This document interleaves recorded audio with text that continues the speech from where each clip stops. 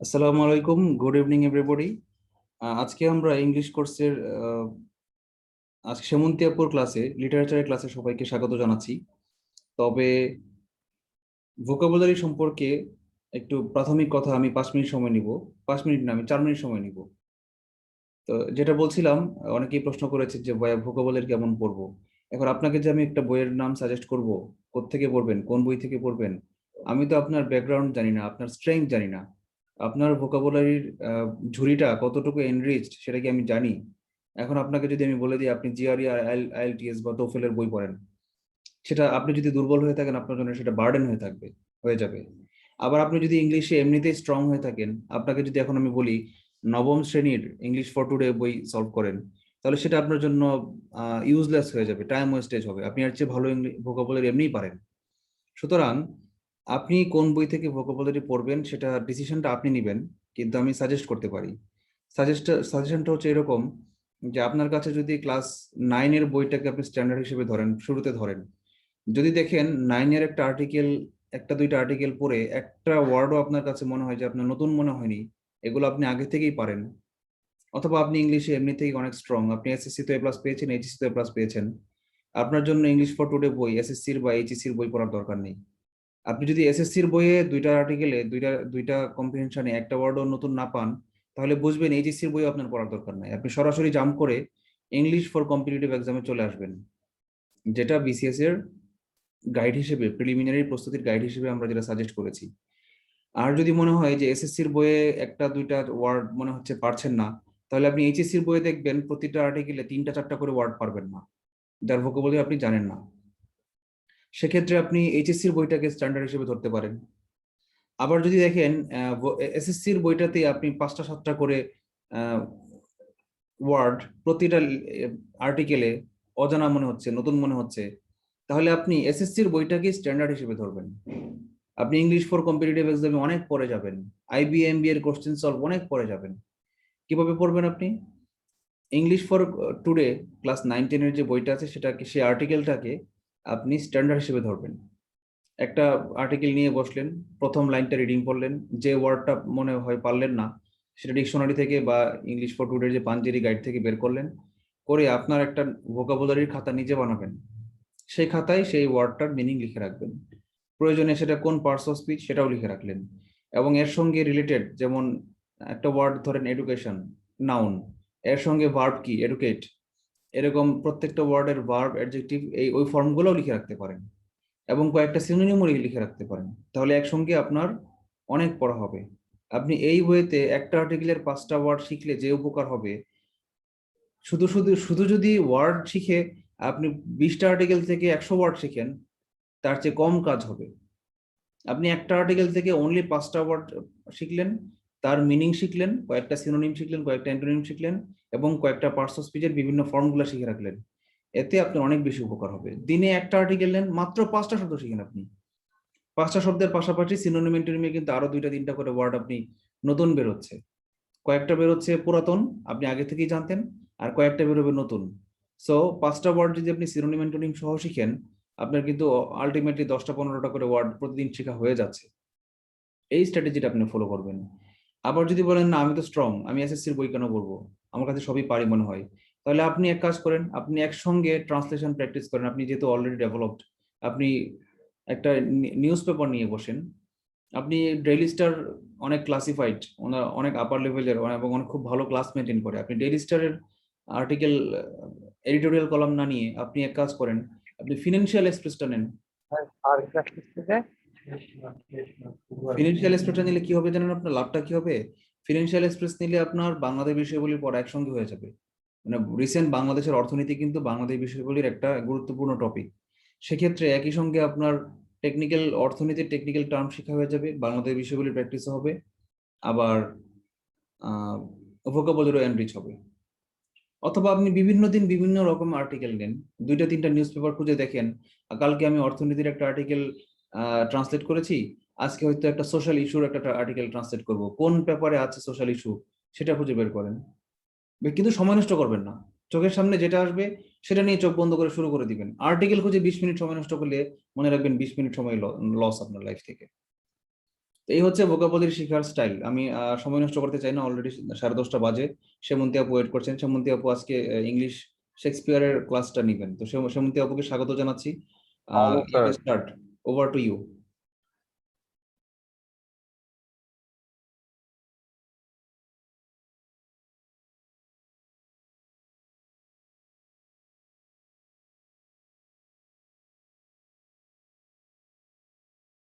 নিয়ে তারপর আমরা স্টার্ট করি।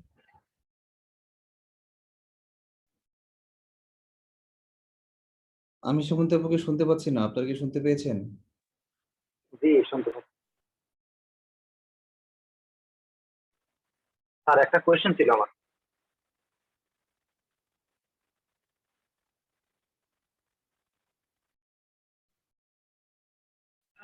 আমার মনে হয় স্যার বর্তমানে অনলাইনে নেই, হতে পারে। আপনারা কি আমাকে শুনতে পাচ্ছেন? জি আপু, শুনতে পাচ্ছি। আচ্ছা, আর দেখতে পাচ্ছেন? জি, দেখা যাচ্ছে। আচ্ছা, সবাই ভালো আছেন? জি আজকে আছি, ক্লাসটা আলহামদুলিল্লাহ। নিয়ে আমরা আপনি সবাই কেমন একটু দ্বিধাদ্বন্দ্বের মধ্যে ছিলাম যে আমাদের কখন হবে। সো আছেন? আপু, একটা কোয়েশ্চেন ছিল আমার, একটু জি স্যারকে ভাইয়া শুনলে বলেন। না, আপনি যদি আনসার দিতেন। আমাদের পরীক্ষা জি তো জি আর জি 4 বলেন, থেকে যদি 5 মাস আমার আছে। জি, জি 4-5 মাস আছে। তো জি এই সময়ের মধ্যে কি আমার ওই ভোকাবুলারির দিকে বেশি ঝোঁকা উচিত হবে নাকি একটু কম করা উচিত? যেহেতু সময় আছে ভাইয়া, 5 মাস। ভোকাবুলারিটা না বিল্ড করতে সময় লাগে, হ্যাঁ। সো আপনি এখন থেকে যেটা বললেন স্যার, যে একটু ভালো করে যদি নজর রাখেন আম, বিভিন্ন পত্রিকার দিকে, যেমন ইংলিশ পত্রিকা আছে, এদের থেকে যদি একটু একটু করে ট্রান্সলেট করা শুরু করেন বা পড়া শুরু করেন, আপনার নতুন নতুন ওয়ার্ড বিল্ড হতে থাকবে। ভোকাবুলারি বিল্ড করতে অ্যাডভান্স লেভেলে আপনি জানেন না যে আপনার টার্গেটটা কতটুকু বা আপনার ইংলিশের ক্যাপাবিলিটি কতটুকু, হ্যাঁ। সো যে যে অবস্থানে আপনি আছেন সেখান থেকে যদি আপনার টার্গেটটাকে আমার খুব ভালো করতে হবে, সেক্ষেত্রে একটু টাইম হাতে নিয়ে রাখা ভালো। 4-5 মাস না, আপনি আরো বেশি টাইমও হাতে রাখতে পারেন। আস্তে আস্তে করে যদি মানে উইকলি আপনি যদি সেন্টেন্স মেকিং, ট্রান্সলেশন এগুলো করতে থাকেন এবং মিনিংটা বোঝার চেষ্টা করেন, তার সাথে সেন্টেন্স গুলোর ফর্ম গুলো যদি একটু ভালোভাবে বোঝার চেষ্টা করেন, I mean simple, complex, compound, grammatical mistakes না হয়, সেক্ষেত্রে ভাইয়া আপনার ইজিলি ওভারকাম করা পসিবল। আপনার যদি একটু ল্যাকিং থাকে ভোকাবুলারিতে, আই থিঙ্ক প্রিটি মাচ সবারই ভোকাবুলারিতে কিছু না কিছু প্রবলেম থাকে। যারা অনেক অ্যাডভান্স তাদের কথাটা একটু ডিফারেন্ট, বাট হ্যাঁ, আমাদের দেশে বেসিক্যালি আমরা তো বেশি ইংলিশ রিলেটেড নলেজ রাখি না, মানে ইন দ্য সেন্স অফ যে প্রতিদিন কথাবার্তার মাধ্যমে বা প্রত্যেকদিন লেখাপড়ার মাধ্যমে ইংলিশটা অত বেশি চর্চা হয় না। সেক্ষেত্রে আপনি যদি চর্চায় থাকেন, আপনার হয়ে যাবে, ভালো হবে, অবশ্যই হবে।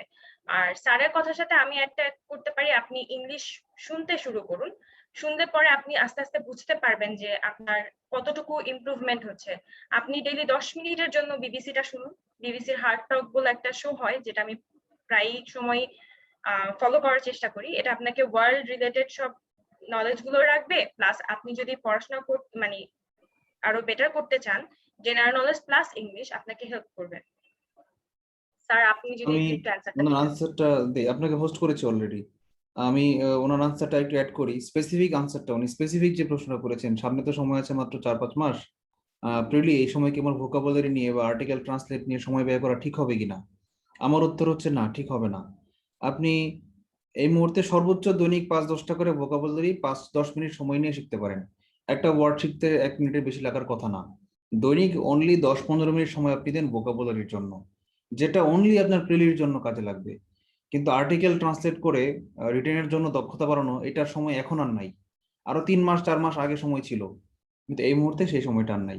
এই মুহূর্তে আপনি শুধুমাত্র আমাদের কোর্সের সঙ্গে তাল মেলানোর জন্য এবং আপনার নিজেরও প্রিলিতেও তো ভোকাবুলারি আসছে, জি জি প্রিলির জন্য যতটুকু স্ট্রেংথ দরকার, তার জন্য আপনি ওই ইংলিশ ফর কম্পিটিটিভ এক্সাম বই থেকে আপনি দৈনিক 5টা 10টা করে ওয়ার্ড শিখেন, এটুকুই এনাফ। এর বেশি এখন করতে যাবেন না। ধন্যবাদ। আপু শুরু করেন, আপনাকে করেছি, হোস্ট করেছি, আপনি জি স্ক্রিন স্যার। শেয়ার করতে পারেন। Thank you G sir. Sir. এটাই জানার ছিল স্যার, থ্যাংক ইউ। আর ভাইয়া, আপনার যদি ভোকাবুলারি রিলেটেড কোনো সাজেশন দরকার হয় বা যদি কোনো ঝামেলা ফেস করেন, আপনি আমাকে ডিরেক্টলি বলতে পারেন বা স্যারকে ইনবক্সে বললেই হবে, গ্রুপে। আচ্ছা, আজকে আমি আপনাদেরকে একটু বলে দিই, আজকে ক্লাসটা খুব মানে ফ্লো এর মধ্যে যাবে। তো আমি আজকে শেক্সপিয়ারটা আপনাদেরকে শেষ করে দিব। সো শেক্সপিয়ারের যতগুলো প্লে আমাদের বাকি আছে, আমরা লাস্ট দিন ম্যাকবেথ আর হ্যামলেট শেষ করেছি, বাকি যে মোস্ট ইম্পর্টেন্ট প্লে গুলো আছে ওগুলো নিয়ে আমরা একটু ধারণা রাখবো। আর কিছু প্লের আমি স্লাইড তৈরি করার প্রয়োজন মনে করি নাই, কারণ ওগুলো একটু কম্পারেটিভলি কম ইম্পর্টেন্ট। সো ওদের কোটেশনস গুলো আমি আপনাদেরকে পিডিএফ আকারে দিয়ে দিব। সো এটা হচ্ছে গিয়ে প্রথম কথা, ওখান থেকে আপনাদের বেসিক্যালি কোটেশনস গুলোই আসবে। সো কোটেশনসটা আমি দিয়ে দিব। এখন আমি আপনারা কি স্ক্রিনশটটা দেখতে পাচ্ছেন?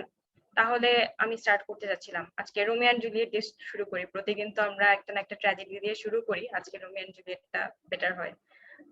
আপনারা একটু রেসপন্ড করবেন। দেখতে পাচ্ছেন?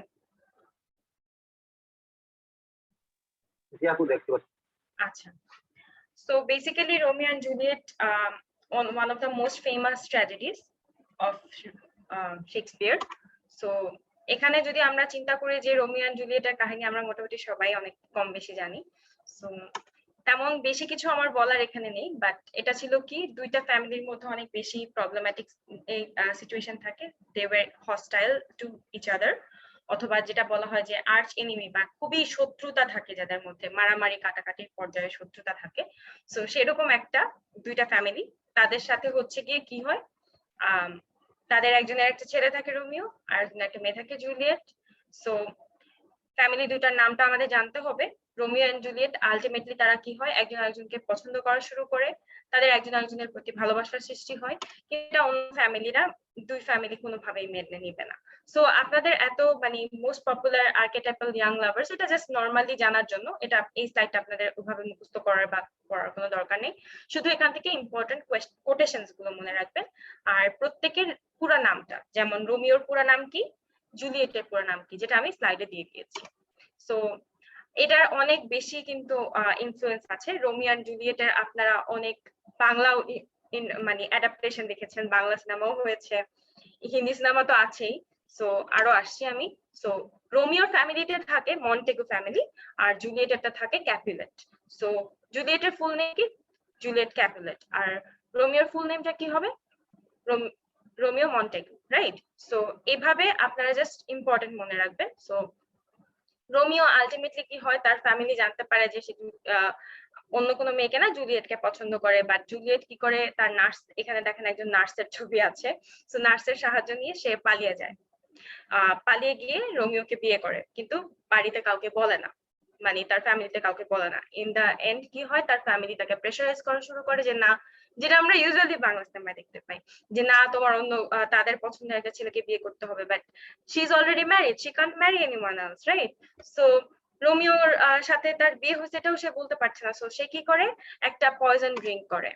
সো পয়জনটা ড্রিঙ্ক করার কারণটা হচ্ছে গিয়ে সে ওটাতে কি হবে, ডেথ লাইক একটা স্লিপে চলে যাবে। দ্যাট মিন্স মৃত্যু হবে না, মনে হবে যে সে মারা গেছে, বাট মৃত্যু হবে না। ওইটা সে যে একটা মানে অভিনয়, সেটা রোমিওকে জানানোর জন্য একটা চিঠিও লেখে, বাট আনফরচুনেটলি রোমিও ভাবে যে সে অ্যাকচুয়ালি মারা গেছে, জুলিয়েট। তো রোমিও সেটা ভেবে নিজেকে নিজে ছুরি দিয়ে আত্মহত্যা করে, আর ওখান থেকে তার কিছু মুহূর্ত পরে আপনারা দেখতে পাবেন এখানে আছে। তো কি হয়, তারা কিছু মুহূর্ত পরে যখন জুলিয়েট উঠে যায় ঘুম থেকে, তারা বাসার সবাই তো ভাবে জুলিয়েট মারা গিয়েছে, রোমিওর ওর এই অবস্থা দেখে সেও বুঝতে পারে যে সে কি ভুলটা করেছে। সো সেও তখন ওই ছুরি দিয়েই নিজে আত্মহত্যা করে। So life ends here, both of their life end here. So এভাবে ট্র্যাজেডিটা শেষ হয়, এবং দুজনের প্রতি ভালোবাসা সেটা দেখে ক্যাপুলেট আর মন্টেগু ফ্যামিলি দুজনেই তাদের শত্রুতাটা ভুলে যায়। এটা হচ্ছে সিম্পলিস্টিক কাহিনী। সো আপনাদের একটা ইম্পর্টেন্ট ফ্যাক্টর বলে রাখি, ব্যালকনির যে সিনটা, প্রত্যেকবার ব্যালকনিতে রোমিও তার ব্যালকনি, জুলিয়েটের ব্যালকনির সামনে এসে দাঁড়াতো। সো এটা একটা ইম্পর্টেন্ট ফ্যাক্টর, এই ব্যালকনি সিনটা। সো এটা জাস্ট মনে রাখার জন্য, অত বেশি মুখস্থ করতে হবে না। যদি কোয়েশ্চেন ডিফিকাল্ট হয়, টেকনিক্যাল কিছু টার্মস আসতে পারে। আপনারা দেখেন রামলীলা তো অনেকে দেখেছেন মনে হয়, দীপিকা পাডুকোনের, এটাও কিন্তু একটা অ্যাডাপ্টেশন রোমিও এন্ড জুলিয়েটের। সো আপনারা কেয়ামত থেকে কেয়ামত দেখেছেন? আমার মনে হয় সালমান শাহের এই মুভিটা, নাম করা মুভিটা আমরা সবাই দেখেছি। এটাও কিন্তু রোমিও এন্ড জুলিয়েটের, হ্যাঁ এটাও কিন্তু রোমিও এন্ড জুলিয়েটের একটা ইন্সপায়ার্ড অ্যাডাপ্টেশন। সো তো শেক্সপিয়ার ইজ এভরিওয়্যার। হ্যাঁ, 600 বছর আগে লিখে রাখলেও সে এখনো জীবিত আছেন এবং সামনেও থাকবেন। আমরা হয়তো বা থাকবো না, বাট সে থাকবে। আচ্ছা, আর হচ্ছে দেখতে পাচ্ছেন যে ওই সেম ড্যাগার বা নাইফ দিয়ে সে নিজেকে শেষ করে। এবং মজার ব্যাপার হচ্ছে কেমতেও সেই সিনটা হুবহু দেয়া হয়েছে, আমার মনে আছে। আমি অনেক ছোট থাকতে দেখেছিলাম, যাই হোক ভালো লেগেছে আমার। আচ্ছা, এই ইয়েটার কি ইটারনাল লাভ, এই প্লেটার মেইন থিম বা বিষয়বস্তু। ভায়োলেন্স, কিছুটা তো ভায়োলেন্স আছেই, তার সাথে হচ্ছে গিয়ে ডেথ, ডার্কনেস এন্ড লাইটটা আপনাদের কাছে ডিফিকাল্ট হলে ওটা মনে রাখা দরকার নেই, জাস্ট মনে রাখবেন লাভ, ভায়োলেন্স, ডেথ এগুলো নিয়ে। সো আমরা মোস্ট ইম্পর্টেন্ট কোটেশনে যাই। এখানে দেখেন উপরের লাইনগুলো যদি মনে নাও রাখতে পারেন, তারপরও এই মানে উপরের লাইনটা কয়েকটা ওয়ার্ড, মিস্ট্রেস বলতে কিন্তু এখানে প্রেমকে বোঝানো হয়েছে, হ্যাঁ। তারপর হচ্ছে it is the east and Juliet is the sun, tempt not a desperate man. So এখানে tempt not a desperate man বলতে বোঝানো হচ্ছে একটা ভালোবাসায় যে মানুষ অনেক বেশি ডেসপারেট বা বেদনাদায়ক অবস্থায় আছে, তাকে মিথ্যা আশ্বাস দেওয়ার দরকার নেই, সো এরকম একটা বিষয়। আর for you and I are past our dancing days হচ্ছে গিয়ে আরেকটা ইম্পর্টেন্ট ফ্যাক্টর। ডান্সিং ডেজ আর এই পুরা সেটিংটা, এই পুরা প্লেটা, এই নাটকটা কোথায় রচিত হয়, কোন প্রেক্ষাপটে, কোন দেশের? ইটালি।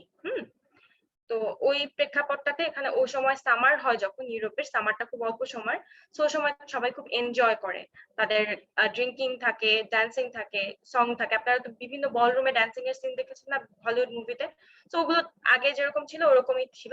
সো ওই কেয়ার ফ্রি মানে সুসময়গুলো চলে গিয়েছে, এটা এখন চাইলেও ফেরত আনতে পারবে না তারা, এটা জুলিয়েট বলে। তো কে বলেছে এটা ইম্পর্টেন্ট না, আপনারা মনে রাখবেন you and I are past our dancing days. এখানে একটা কোয়েশ্চেন আমি অ্যাড করিনি, ওটা আমি আজকে পিডিএফ এ অ্যাড করে দিব, সেটা 38তম বিসিএস এর সম্ভবত এসেছে।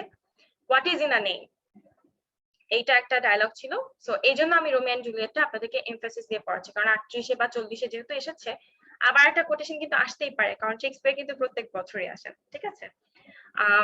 আমার মনে হয় এটা সম্পর্কে খুব বেশি কিছু বোঝার নেই। আপনাদের যদি কোনো প্রশ্ন থাকে সেটা আমাকে বলতে পারেন, আর না হলে আমি পরের স্লাইডে চলে যাব। আজকে আমাদের বেশ কয়েকটা প্লে নিয়ে কথা বলতে হবে। কারো কোনো প্রশ্ন আছে?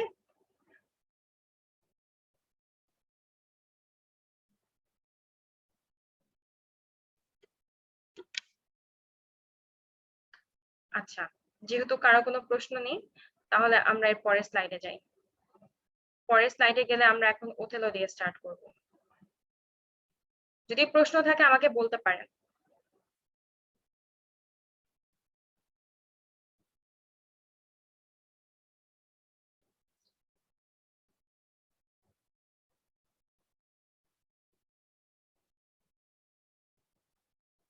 আচ্ছা, মুভিং অন, আমরা এখন ওথেলো স্টার্ট করব।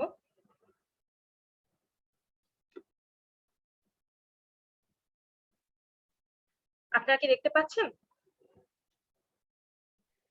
জি আপু। আচ্ছা, ঠিক আছে। ওথেলোটা একটু ইম্পর্টেন্ট, কারণ ওথেলো এবারও এসেছে 41তম। হ্যাঁ, আপনারা মনে রাখবেন ওথেলো ইজ আ মোর, মানে হচ্ছে আফ্রিকান ডিসেন্টের বা আরাবিয়ান ডিসেন্টের, যারা হচ্ছে কি ওই ট্রাইব থাকে না কিছু উপজাতির মতো, যারা হচ্ছে আপনার পাহাড়ের তলদেশে বা পাহাড়ি এরিয়াতে বসবাস করে। আমি আমাদের আদিবাসীদের কথা বলছি না, বাট আফ্রিকাতে বা ওই যে যাযাবরের মতো একটু লাইফ লিড করেন, বা বেদুইনদের মতো, আরো বেদুইনদের মতো যাদের লাইফস্টাইলটা, তাদেরকে কাইন্ড অফ মোর বলা হয়। হ্যাঁ, আবার আফ্রিকান কাউকেও বলা হতে পারে। সো এটা একটু কনফিউজিং যে আফ্রিকান নাকি আরব, বাট বেসিক্যালি তারা মানে বেদুইনদের মতো লাইফস্টাইল তাদের। হ্যাঁ, সো সে কি হয়, একজন সে তো সাদা না, তাই তো। সো ওথেলো যেহেতু সাদা না, মূল শব্দের অর্থ কি? মূল শব্দটা হচ্ছে গিয়ে একটা জাতিকে বোঝানো হয় ভাইয়া। সো জাতিটা হচ্ছে গিয়ে আরো বেদুইনদের মতো। হ্যাঁ, বেদুইনদের মতো তারা যুদ্ধ অনেক কিছু করতে পারে, তারা একটু মানে এই পাহাড়ি এরিয়াতে থাকে। হ্যাঁ, বাট বেসিক্যালি হুবহু বেদুইন না, বাট বেদুইনদের মতো আমরা মনে রাখার জন্য বেদুইনদের মতো মনে করে নিতে পারি। এটা আফ্রিকান হতে পারে অথবা আরব, মানে আরব দেশীয় বা আফ্রিকান যারা বংশোদ্ভূত তাদেরকে মুর বলা হয়। হ্যাঁ, সো এই টার্মটা ইউজ করা হয় কোথায়? ইউরোপে, যেখানে এই যে এই এরিয়াতে ভেনিস কোথায় আপনারা তো জানেন, ভেনিস হচ্ছে ইউরোপে, ইটালিতে। সো যদি ভেনিসিয়ান আর্মির একজন আফ্রিকান জেনারেল হয়, সেটা কি কারো ভালো লাগবে? এত সাদা বাদ দিয়ে একজন আফ্রিকান হচ্ছেন জেনারেল, আপনি একটু চিন্তা করে দেখেন, সেটা কিন্তু কারো ভালো লাগবে না। এখানে কিন্তু অনেকেই সেটা পছন্দ করে না। সো বেসিক্যালি ওথেলোর ওয়াইফ এবং তার পূর্বে প্রেমিকা, সে হচ্ছে তার বসের মেয়ে থাকে, ডেসটিমোনা। সো সে এরকমই ওই জুলিয়েটের মতনই চুপ করে বিয়ে করে ফেলে, কিন্তু বলে না। এই প্লেটা রেশিয়াল ডিসক্রিমিনেশন বা জাতিগত যে আমাদের একটা দ্বন্দ্ব আছে সেটাকে এক্সপ্লোর করে। রেশিয়াল ডিসক্রিমিনেশন কিরকম, কালো এবং সাদাদের মধ্যে যে একটা দ্বন্দ্ব থাকে ওটাকে খুব ভালোভাবে এক্সপ্লোর বা আবিষ্কার করে। সো এই জন্য এই প্লেটা খুবই ইম্পর্টেন্ট। এবার 41তমতে এসেছে, এর আগেও আসতে পারে। সো আপনারা এই প্লেটাকে কোনোভাবে বাদ দিবেন না। এখন যে প্লেগুলো পড়াচ্ছি আমি সবচেয়ে ইম্পর্টেন্ট গুলোই পড়াচ্ছি। সো এখান থেকে বাদ দেওয়ার মতো অ্যাকচুয়ালি একটা প্লেও না। সো আপনাদের ভালো করে ক্লাসগুলো অ্যাটেন্ড করতে হবে এবং ওই প্রতিদিনের পড়াগুলো সাথে সাথে খাতায় নিজের মতো করে নোট করে মনে রাখার চেষ্টা করবেন। আচ্ছা, সো ডেসটিমোনাকে বিয়ে করে এবং সে African general in Venetian army. So এত বড় একটা পোস্ট হোল্ডার, সে এত বড় ডেজিগনেশন বা পদ তার, এটা কি ভালো লাগবে ভেনিসিয়ান যারা সাদা তাদের? না। কেন? আর আপনাদের মনে রাখতে হবে, যেহেতু সাদারা কালোদের প্রতি এক ধরনের ঘৃণা রাখে, এটাকে বলা হয় ইন্টারনালাইজড হেট্রেড। দ্যাট মিনস ভিতরে ভিতরে যে ক্ষোভটা রাখা। সবার ক্ষেত্রে অবশ্যই না, বাট প্রিডমিনেন্টলি তারা সবসময় রেখেছিল।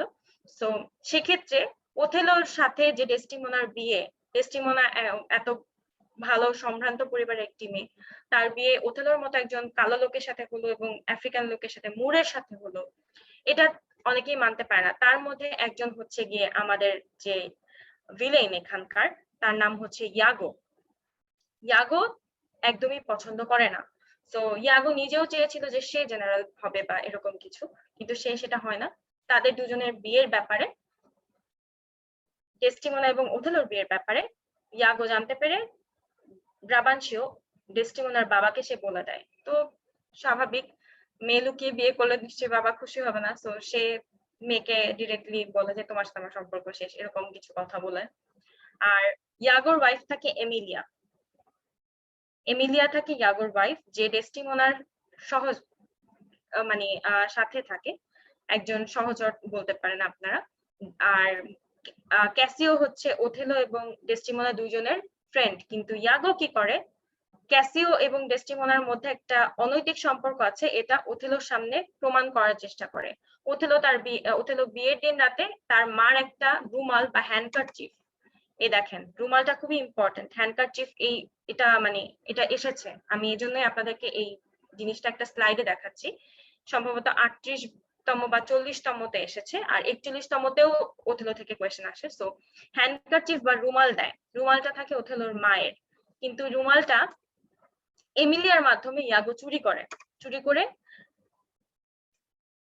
সাজায়। ঘটনাটা এরকম যে ক্যাসিওকে ডেসটিমোনা সেই রুমালটা দিয়ে দিয়েছে এবং এটার মাধ্যমে প্রমাণ করার চেষ্টা করে যে হ্যাঁ, ডেসটিমোনার সাথে ক্যাসিওর একটা অবৈধ অনৈতিক সম্পর্ক আছে এবং এর কারণে কি হচ্ছে,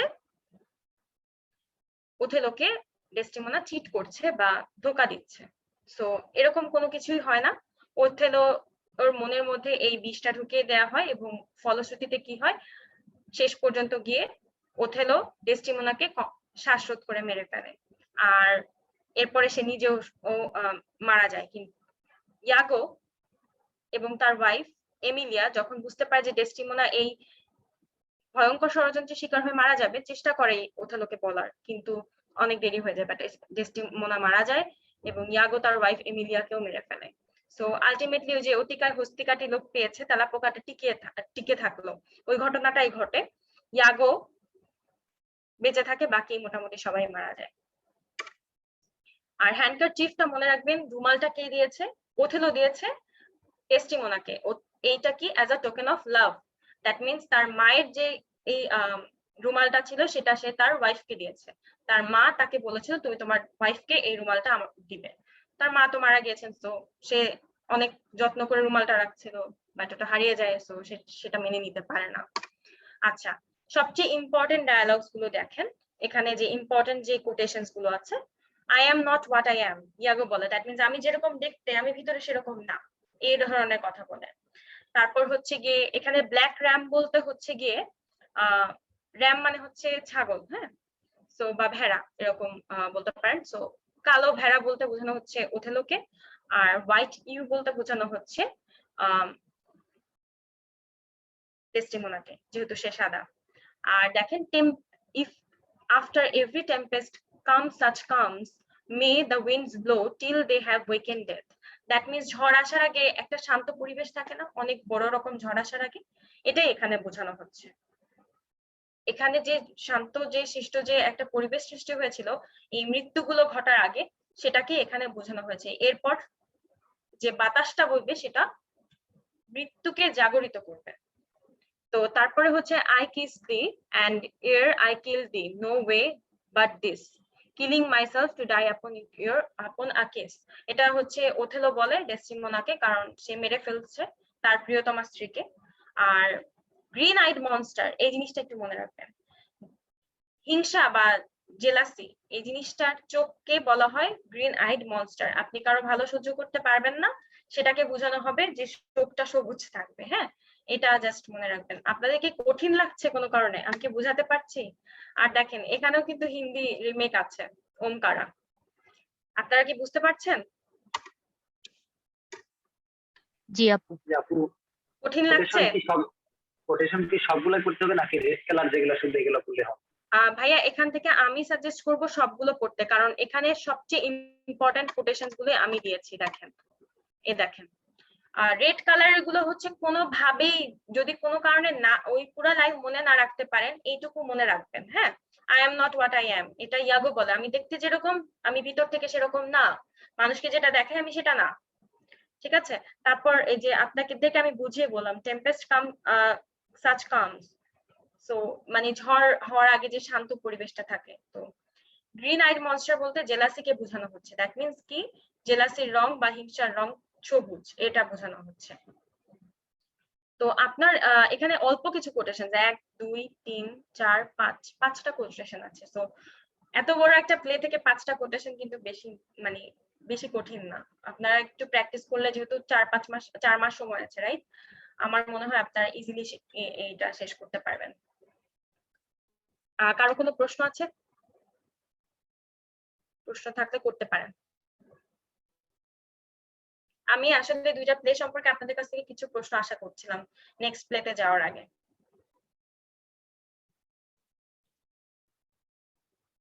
একটু রেসপন্ড করলে ভালো হয়। জাহিদুল ভাইয়া আছেন? জি আপু, আছি, বলেন। হ্যাঁ, আপনি কি বুঝতে পারছেন ক্লাস? কোনো কোয়েশ্চেনস আছে? আপু আসলে আমি 2টা স্টোরি অনেকবার পড়েছি ছোটবেলায়, হ্যাঁ, বাংলা। আচ্ছা আচ্ছা, স্টোরি পড়েছেন, বাট মানে একদম ডিরেক্ট ইংলিশ গুলোই আসে। সো এই জন্য আমি কোটেশনস গুলো আপনাদেরকে বাংলায় না দিয়ে একদম ডিরেক্ট ইংলিশে দিচ্ছি, কারণ বাংলাটা আসলে খুব বেশি হেল্প করবে না, কারণ আপনার কোটেশনটা ইংলিশে আইডেন্টিফাই করতে হবে এই জন্য।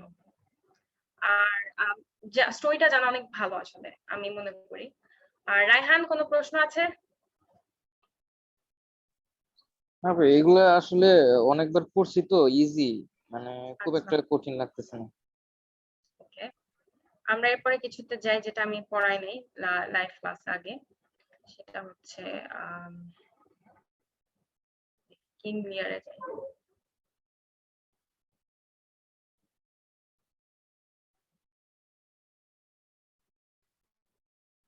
আজকে শেক্সপিয়ারটা শেষ করে দেওয়ার রিজন হচ্ছে আমি আর শেক্সপিয়ারটা টানতে চাচ্ছি না। আপনাদের শেক্সপিয়ারটা আগে আগে শেষ করা উচিত, যাতে রিভিশনের টাইম থাকে। দেখা যাবে যে যদি সম্ভব হয় শেক্সপিয়ার থেকে, এবং ভাগ্য ভালো থাকলে আপনারা 3টা প্রশ্ন পেয়ে যেতে পারেন। দেখতে পাচ্ছেন?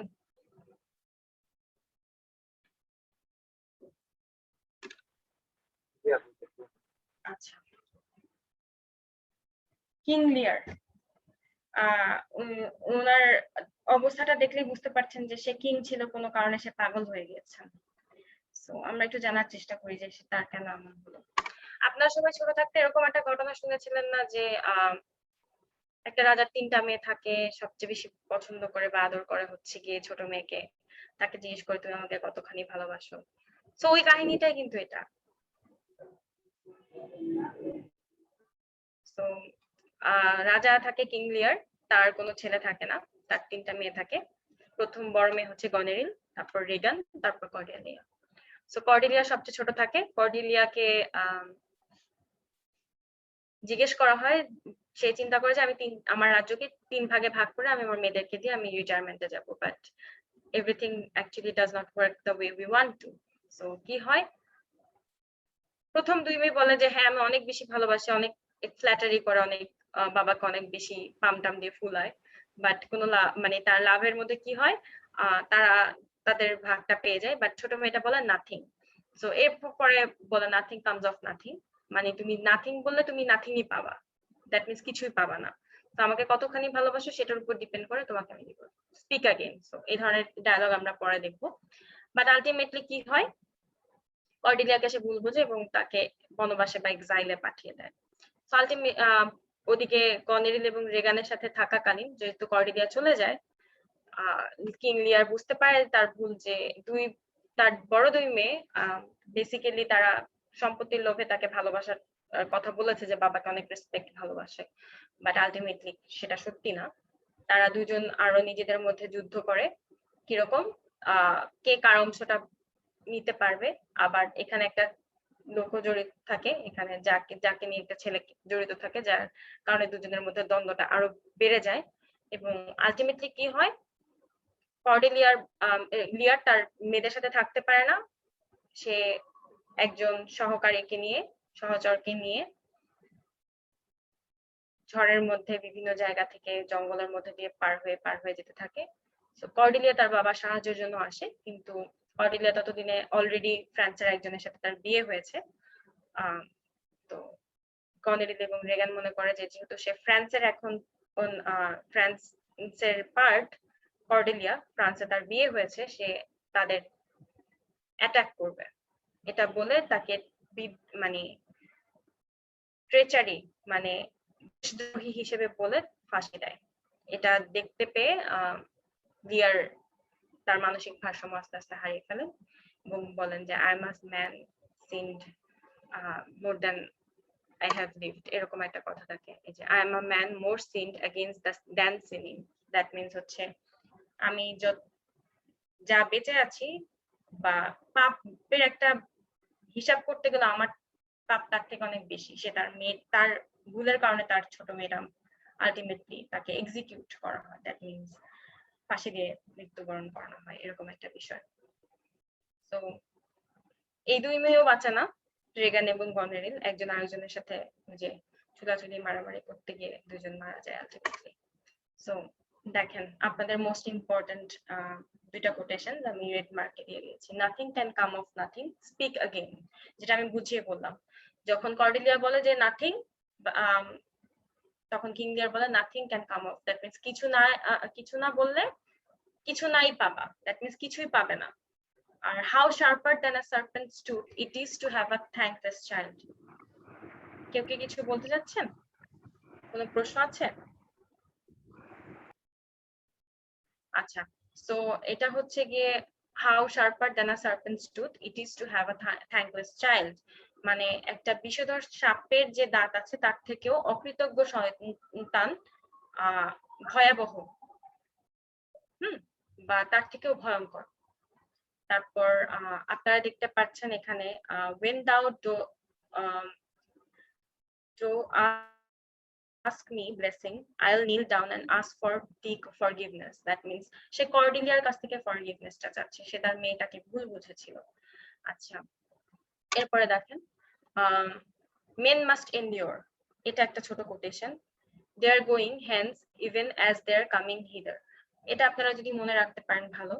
তারপর এডগার নামে আরেকটা ক্যারেক্টার থাকে যে আলটিমেটলি লাস্টে এই পরিণতি দেখে, ফ্যামিলিটার এই পরিণতি দেখে বলে যে আমার এত লম্বা জীবনের দরকার নাই, আমি এত কিছু দেখতে চাই না, যেটা কিং লিয়ার দেখেছেন।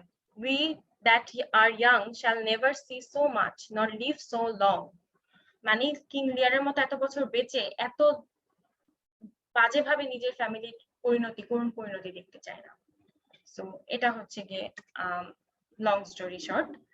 তো আপনাদের যদি বুঝতে কোনো সমস্যা হয় আমাকে বলতে পারেন।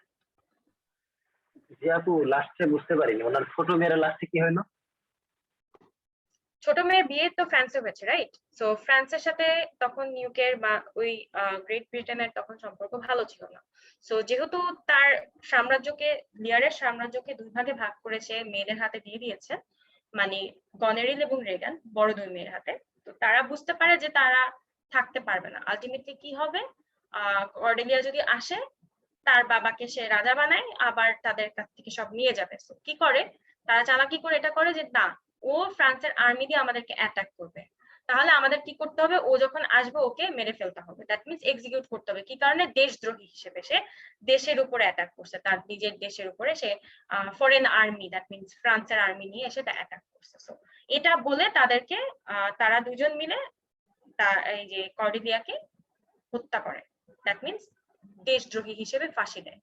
এটা দেখে কিং লিয়ার তার মানসিক ভারসাম্য কমপ্লিটলি হারিয়ে ফেলে। আগে তো সে হারাতেই থাকে, ওই যে তার এই মনের মধ্যে যে দ্বিধাদ্বন্দ্ব, মানে রিপেন্টেন্সটা কাজ করে, অনুতাপবোধ কাজ করে, যে আমি ছোট মেয়েটাকে বুঝতে পারিনি, ভুল বুঝে তাকে আমি বনবাসে বা এক্সাইলে পাঠিয়ে দিলাম, তাকে আমি কিছুই দিলাম না। দুজনের তেলবাজিতে আমি মনে করলাম যে হ্যাঁ তারা ভালো, তারা আমাকে দেখে রাখবে, আলটিমেটলি তো সেটা হয় না। এবং এটা যখন ঘটে যে কর্ডেলিয়া মারা গিয়েছে, এটা যখন কিং লিয়ার বোঝে, তখন সে চিৎকার করে কাঁদতে থাকে, কিন্তু কোনো লাভ হয় না। যেটা হওয়ার জন্য, এটা ট্র্যাজেডি, যেটা হওয়ার অলরেডি হয়ে গেছে, এটা আর ফেরত আনা যাবে না। সো এটাই হচ্ছে এন্ডিংটা, যে সময় থাকতে কিং লিয়ারের দূরদর্শিতা ছিল না, সে বুঝতে পারেনি যে nothing can come of nothing না। সে নাথিং বলতে বোঝাতে চাচ্ছে যে তার ভালোবাসা পরিমাপ করা যাবে না। বাবা আমার প্রতি আমাদের ভালোবাসাকে আমরা পরিমাপ করতে পারি বলেন? এটা তো সম্ভব না। বাট কিং লিয়ার সেটা বোঝেনি। কিং লিয়ারের ঘটনাটা কিন্তু একটা সত্যিকার রাজার ঘটনা। গ্রেট ব্রিটেনের কিং লিয়ার বলতে একজন রাজা ছিলেন, তার উপরে এই প্লেটা লেখা হয়েছে বা এই নাটকটা। So this is a true story actually, এটা হয়েছে, যেটার উপরে শেক্সপিয়ার এই নাটকটা লিখেছেন। সো আপনার কাছে কি এখন ক্লিয়ার ভাইয়া? জি আপু, এখন ক্লিয়ার। আচ্ছা, সো আপনারা এখান থেকে মোস্ট ইম্পর্টেন্ট কোটেশনস গুলো পড়বেন।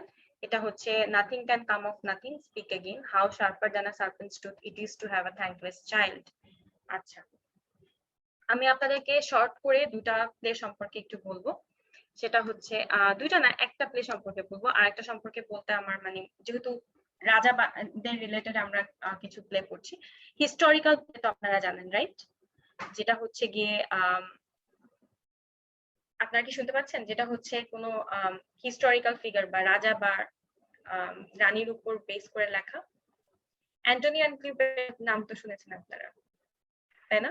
জি আপু, নাম শুনেছি। হ্যাঁ, এক্স্যাক্টলি। বাকি সবাই যদি একটু রেসপন্স করেন আমার জন্য একটু ভালো হয়, otherwise I am thinking that I am talking to myself. তো এখানে অনেকে আছেন। নাজিফা আপু তো গ্রামার ক্লাসে অনেক অ্যাক্টিভ থাকেন, আজকে কি হলো? আপু তো সাইলেন্ট কেন? আগের ক্লাসটা করিনি আর কি, আমার থিসিসের কাজ এটার চলতেছে সাথে তো। আগের ক্লাসের না, কোনো হ্যাঁ হ্যাঁ জানি আমি, সম্পর্ক? ওইটা দেখছি তার আমি এগুলো আসলে এখন আমার জন্য একটু বেশি হয়ে যায়, বাট আমি দেখতেছি, একটু মজাই লাগে। এটা জাস্ট স্টোরির মতো মনে রাখেন, হ্যাঁ? আপনার হ্যাঁ যখন হ্যাঁ হ্যাঁ, মানে পরীক্ষাটা বা স্টোরির মতো থিসিসের মনে কাজটা রাখছি। শেষ হয়ে যাবে, তখন আপনি আপনার এই পিডিএফ গুলো গ্রুপে দেয়া থাকবে। সো পিডিএফ দেখে আপনি আপনার মতো করে কিং লিয়ার মোস্ট ইম্পর্টেন্ট ক্যারেক্টার্স, গনেরিল, তারপর রেগান, তারপর কর্ডেলিয়া, এই তিনজনের নাম লিখবেন, কোটেশনস গুলো লিখবেন। এটাই হচ্ছে আপনাদের কাজ। এর থেকে বেশি আপনাদের 15 মার্কের এই বিসিএস পরীক্ষার জন্য লিখতে হবে না। আমি ইউনিভার্সিটিতে 100 মার্কের পরীক্ষা দিয়েছি বা 60 মার্ক করে আমাদের ফাইনালস হতো। তো ওটার জন্য যে লেখাপড়ার দরকার ছিল, এখানে সেটা দরকার নেই। এখানে আপনাদেরকে কেউ অ্যানালাইসিস করতে দিবে না ক্যারেক্টার। সো এই জন্য আমার মনে হয় আপনাদের ভাষা জ্ঞান থাকলে যথেষ্ট। আমার মনে হয় না এটার জন্য পুরা মানে পড়ে সব গুছায় তারপর নিতে হবে, তাই না? তো এটাই হচ্ছে কি কথা। তাসনিম আপু কি আছেন? জি আপু আজকে প্রথম জয়েন করেছেন, আপনার ক্লাস হ্যাঁ কেমন? জি আপু, ভালো লাগতেছে। আচ্ছা, আমি আশা করি আপনার ক্লাস সামনে আরো ভালো লাগবে। আজকে আমি আরো দুটো এক্সট্রা প্লে পড়াবো, যেটা হচ্ছে কি আমি আগে কখনো কোনো ক্লাসে পড়াইনি। না আমি অ্যালায়েন্সের গ্রুপে পড়িয়েছি, না আমি কোনো ফ্রি ক্লাসে পড়িয়েছি। সো এই দুইটার আগে আমি আচ্ছা আপু, আপনাদের। পিডিএফ কোশ্চেন আকারে দেয়া থাকবে? জি আপু, আরেকবার বলবেন? হ্যাঁ, পিডিএফ এ কি এগুলো কোশ্চেন আকারে দেয়া থাকবে? তাহলে হয়তো আমার একটু বুঝতে সহজ হয়ে যায়। আপু পিডিএফ এ যদি কোয়েশ্চেন আকারে দিতে চাই, সব কোটেশন তো আসলে কোয়েশ্চেন আসে নাই, হ্যাঁ? আপনাকে আমি কোটেশনস হুম। গুলো ইম্পর্টেন্ট কোটেশনস গুলো দিয়ে দিচ্ছি, বাট কোয়েশ্চেন যেগুলো আগে আসছে, যেমন আপনার ম্যাকবেথে দেখেছেন না 48 বিসিএস আসলো, 41 এ কোনটা এসেছে, তো ওগুলো আমি মার্ক করে দিব আপনাদেরকে। বাকি কোয়েশ্চেন ওয়াইজ যদি আমি করতে চাই, কোয়েশ্চেন বানাতে হবে এবার, হ্যাঁ। তো সেটা আমি কোর্সের শেষে আপনাদের জন্য আলাদা পরীক্ষার জন্য কোয়েশ্চেন বানাবো, ওটা কোনো সমস্যা নেই, যদি আপনারা দিতে ইন্টারেস্টেড থাকেন। সো সেটা আমি করে দিব। আচ্ছা, আর একটা হচ্ছে অ্যান্টনি এন্ড ক্লিওপেট্রা সম্পর্কে দুটা কথা বলার। সো সে মিশরে রানী থাকেন, আপনারা জানেন ইজিপশিয়ান কুইন থাকেন, রাইট? সো অ্যান্টনির সাথে তার বিয়ে হয়, বাট আলটিমেটলি কি হয়, তাদের একটা যুদ্ধ হয়, অ্যাটাক করে তাদেরকে, বাট যুদ্ধে যাতে অ্যান্টনি হেরে যায় এবং ক্লিওপেট্রা যাতে আলটিমেটলি, ওখানে বলা হয় যে অ্যান্টনি হেরে গেলে এবং মিশর যদি কমপ্লিটলি শত্রুদের দখলে চলে যায়, তখন ক্লিওপেট্রাকে নগ্ন অবস্থায় গাধার পিঠে পুরা ইজিপ্ট ঘুরানো হবে। সো এটার জন্য ক্লিওপেট্রা আগে থেকে প্রিপারেশন নিয়ে রাখে। তার ধারণা ছিল সে কখনো হারবে না, কিন্তু একটা রুমার মানে একটা গুজব ছড়িয়ে দেওয়া হয় অ্যান্টনি অলরেডি মারা গেছে। অ্যান্টনি মারা গিয়েছে, আর এখন থেকে কি হয়, ক্লিওপেট্রাটা শুনে অনেক বেশি হার্ট হওয়ার পরে কি হয়, সে হতাশ হয়ে সুইসাইডের জন্য একটা প্রিপারেশন নিয়ে রাখে। সে সাপ নিয়ে আসে, আপনারা নিশ্চয়ই জানেন যে সাপের কামড়ে মারা যায়। সে এত বড় অপমান তো একজন রানী কেন সহ্য করবে, সে সুইসাইড করে। আর ওদিকে অ্যান্টনি যাতে জিততে না পারে, চালাকি করে শত্রুপক্ষ কি করে, অ্যান্টনিকে বলে যে হ্যাঁ ক্লিওপেট্রা তো মারা গেছে। তখন কিন্তু ক্লিওপেট্রা মারা যায়। দুজনকে ভুল কথা বলে কমপ্লিটলি ইজিপশিয়ান আর্মিদেরকে মানে হেরে যাওয়ার ব্যবস্থা করে দেওয়া হয়। সো এখান থেকে যে কোটেশনস গুলো আসবে, অল্প 2 থেকে 3টা ইম্পর্টেন্ট কোটেশন আছে। আপনারা কি বুঝতে পেরেছেন? আমার স্টোরিটা, লং স্টোরিটা আমি শর্ট করে বলেছি, এটা আসলে স্লাইড বানানোর দরকার নেই। জাহিদ ভাই কিছু বলবেন? আপু আজকে আপনাকে অনেক ফ্রেশ দেখাচ্ছে। আচ্ছা, থ্যাংক ইউ। বাট আমি আসলে অনেক বেশি ব্যস্ততার মধ্যে সময় কাটাচ্ছি, আমি ফ্রেশ হওয়ারও টাইম পাচ্ছি আপনি না। আরেকবার কাহিনীটা আবার একটু বলেন, আমি একটু স্কিপ করছি। আচ্ছা, আমি বলি। ঠিক আছে, আরেকবার একটু অ্যান্টনি, বললে হ্যাঁ, অ্যান্টনি এন্ড ক্লিওপেট্রা দুজনে বিয়ে করেন। আপনারা নিশ্চয়ই জানেন যে ক্লিওপেট্রা ইজিপশিয়ান কুইন ছিলেন, রাইট? এটা জানেন তো সবাই, মিশরের রানী ছিলেন। জি আপু। হ্যাঁ, তো মিশরকে বাইরের বহিঃশত্রু যখন অ্যাটাক করে, তখন কি হয়, অ্যান্টনি ডিফেন্ড করতে যায় কোথায়, যুদ্ধক্ষেত্রে, রণক্ষেত্রে, যাতে অ্যান্টনি হেরে যায়। আর ওখানে বলা হয় যদি তুমি হেরে যাও, তুমি মারা যাও, তোমার ওয়াইফ ক্লিওপেট্রাকে আমি নগ্ন অবস্থায় পুরা মিশর গাধার পিঠে ঘুরাবো, এরকম একটা কথা বলা হয়। ইটস আ হিউজ থিং কিন্তু, হ্যাঁ। সো ক্লিওপেট্রার জন্য এই যুদ্ধটা যেরকম জরুরি, অ্যান্টনির জন্য জরুরি, বাট শত্রুপক্ষ জানে যে তাদেরকে এত সহজে শেষ করা যাবে না, তাদের স্ট্রং একটা আর্ম ফোর্সেস আছে, এবং he is a very good warrior, Antony. So কি হয়, অ্যান্টনিকে বলা হয় যে ক্লিওপেট্রা মারা গেছে, আর ওখান থেকে ক্লিওপেট্রাকে বলা হয় যুদ্ধক্ষেত্রে অ্যান্টনি অলরেডি মারা গেছে। সো ক্লিওপেট্রা কি করে, সে সাপের কামড়ে মারা যায়, সাপ নিয়ে রেখে দেয় একটা বক্সের মধ্যে, সাপ ফুলের বক্সের মধ্যে লুকিয়ে সাপ রেখে দেয়, যদি কোনো কারণে হেরে যায় তাহলে সে সুইসাইড করবে, এবং সে সেটাই করে। এই অপমান সহ্য করার থেকে তার মৃত্যু বেটার হবে তার জন্য, it would be easier for her. তো তখন কি হয়, অ্যান্টনি ওখান থেকে আর কি করে, অ্যান্টনিকে যখন মিথ্যা কথা বলা হয় যে ক্লিওপেট্রা মারা গেছে, সে তো ওটার কষ্টটা সহ্য করতে পারে, ওটার ইম্প্যাক্ট তার মানে যুদ্ধে পড়ে, সেও যুদ্ধে হেরে যায় এবং মারা যায়। তো দুই সাইড থেকে দুজন মারা যায়, আর ওখান থেকে শত্রুপক্ষ জিতে যায়। সো এটা হচ্ছে হিস্টোরিক্যাল প্লে। আর একটা হিস্টোরিক্যাল প্লে হচ্ছে জুলিয়াস সিজার। সো আমি জুলিয়াস সিজার নিয়ে বলতে গেলে অনেক সময় লাগবে, আমি আপনাদেরকে ইম্পর্টেন্ট যে কোটেশনস গুলো আছে জুলিয়াস সিজারের, সেগুলো দিয়ে দিব। সো আর জুলিয়াস সিজার থেকে খুব কমই আসে, বিনি বিডি বিসি এই ধরনের লাইনগুলোই আসে, আর অ্যান্টনি এন্ড ক্লিওপেট্রা থেকে যেটা দরকার পড়ে সেইগুলো আপনারা পেয়ে যাবেন। সো আমি আর ওটার উপরে স্লাইড বানিয়ে আরো টাইম দিয়ে পুরো হিস্ট্রি বলার আমার মনে হয় না দরকার আছে। তো এইটুকু মাথায় রাখলে কিন্তু আপনারা অ্যান্টনি এন্ড ক্লিওপেট্রা সম্পর্কে মনে রাখতে পারবেন। তো আমি আপনাদেরকে কোটেশন গুলো আজকে রাতের মধ্যে বা আজকে রাতে 2টা বাজুক 3টা বাজুক আমি আপনাদের গ্রুপে আপলোড করে দিব, ঠিক আছে? কোনো কোয়েশ্চেন আছে, কনফিউশন আছে? রায়হান, এখন ক্লিয়ার? হ্যাঁ এখন ক্লিয়ার। আচ্ছা, আর হচ্ছে নাজিফা জি বলেন। আচ্ছা আপু, আমার একটা কোশ্চেন ছিল। আমি যেহেতু I don't know much about BCS question because আমি মানে একদম new। তো আপু এগুলা কি রিটেন আকারে আসে or অবজেক্টিভ আকারে আসে মানে মানে আমি অবজেক্টিভস ও এমসিকিউ আচ্ছা সো আপনাকে okay. কোটেশন দিয়ে দিবে, আপনি যদি জানতে পারেন। আচ্ছা এবার আপনাকে একটা এক্সাম্পল দেই, যেহেতু আপনি কোয়েশ্চেনটা করেছেন। among this character who is Moore, হ্যাঁ, who is known as Moore, so Moore আমরা একটু আগে কাকে জানলাম? ওথেলোকে। আপনার অন্য বাকিদেরকে যদি না চিনতে পারেন, এখন ওথেলো যে Moore আপনার মনে আছে না? আপনাকে যদি কোয়েশ্চেনটা আরেকবার এভাবে করা হয়, তারপর who is Jew, যেমন আমি যখন মার্চেন্ট অফ ভেনিস নিয়ে কথা বলবো তখনও কিন্তু কি হবে, who is Jew সেটা হবে শার্লক মার্চেন্ট অফ ভেনিসের। আবার এরকম হবে। তো আপনারা মনে রাখতে পারবেন যে এই ক্যারেক্টার গুলোর নামটা মনে রাখতে হবে। তারপরে যদি বলে যে কিং লিয়ারের নায়িকা কে থাকে, কর্ডেলিয়া, তাই না? আপনারা কিন্তু এখন কিং লিয়ার সম্পর্কে জানেন, সো আপনাদের কিন্তু এখন কনফিউশন হবে না। আর কোটেশনস গুলো দেখলে পরে বুঝতে পারবেন, আচ্ছা বাচ্চা কাচ্চার বিশ্বাসঘাতকতা নিয়ে যদি কিছু হয় ওরকম যদি আপনি দেখতে পান, মনে রাখতে পারবেন এই 5-6টা কোটেশনের মধ্যেই আসবে, এর বাইরে আসার কথা না। তখন কিন্তু কি হবে, বুঝতে পারবেন যে হ্যাঁ এটা তো কিং লিয়ার থেকে আসছে। তারপরে যদি মাকে নিয়ে যে ফেলটি ডাই নেই মিস ওমান, ওইরকম কোটেশন আসে, নারী মানে ছলনাকারী মই, এই ধরনের কথা কে বলছে? হ্যামলেট বলছে তার মাকে। সো আপনারা আইডেন্টিফাই করতে পারবেন, এখন আপনাদের কঠিন লাগবে না। এত প্লে নিয়ে কিন্তু কনফিউশন লাগতো আগে, এখন কিন্তু আর কনফিউশন লাগবে না, কারণ আমরা ব্যাকগ্রাউন্ডটা জানি। Thank you. আপু এখন কি কনফিউজ আপনি, নাকি ভয় লাগছে এখনো?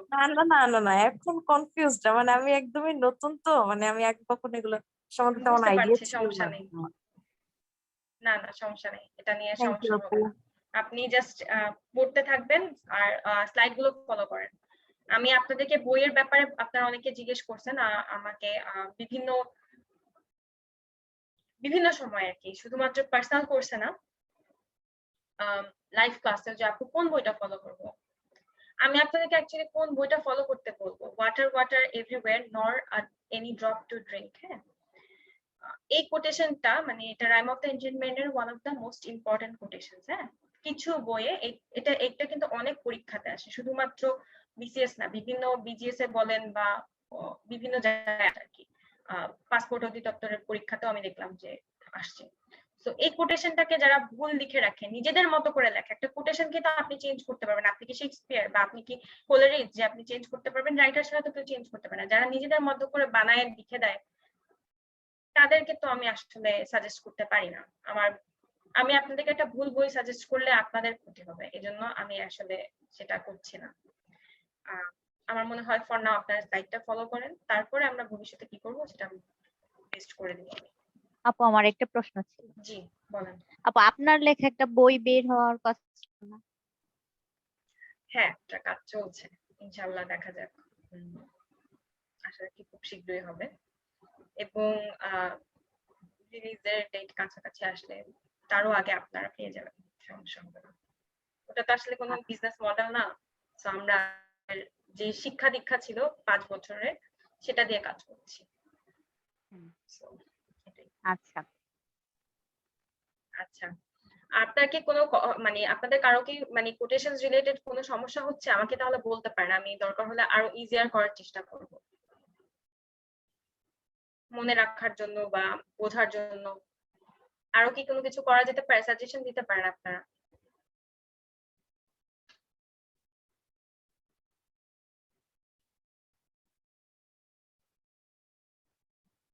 আচ্ছা, কারো কোনো সাজেশনস নেই?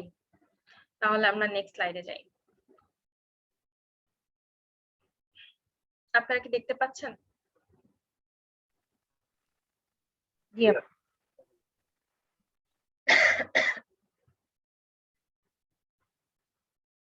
আর একবার একটু ওপেন করতে হবে।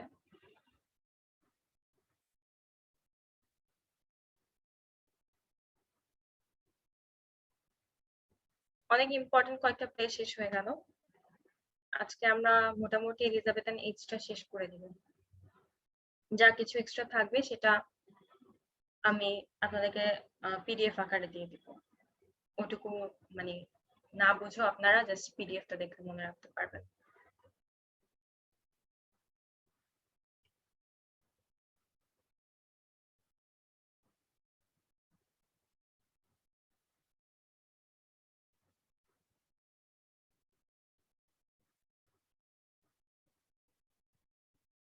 এটা একটু মজার একটা, এটা ট্র্যাজেডি না, এটা একটা কমেডি।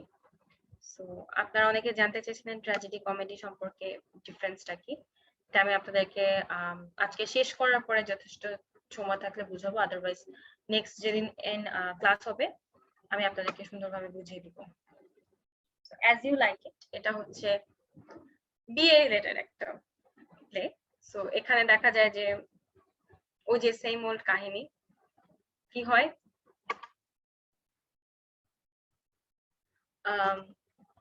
মেয়ে একজনকে পছন্দ করে বাট একজনের সাথে বিয়ে দিতে চায়।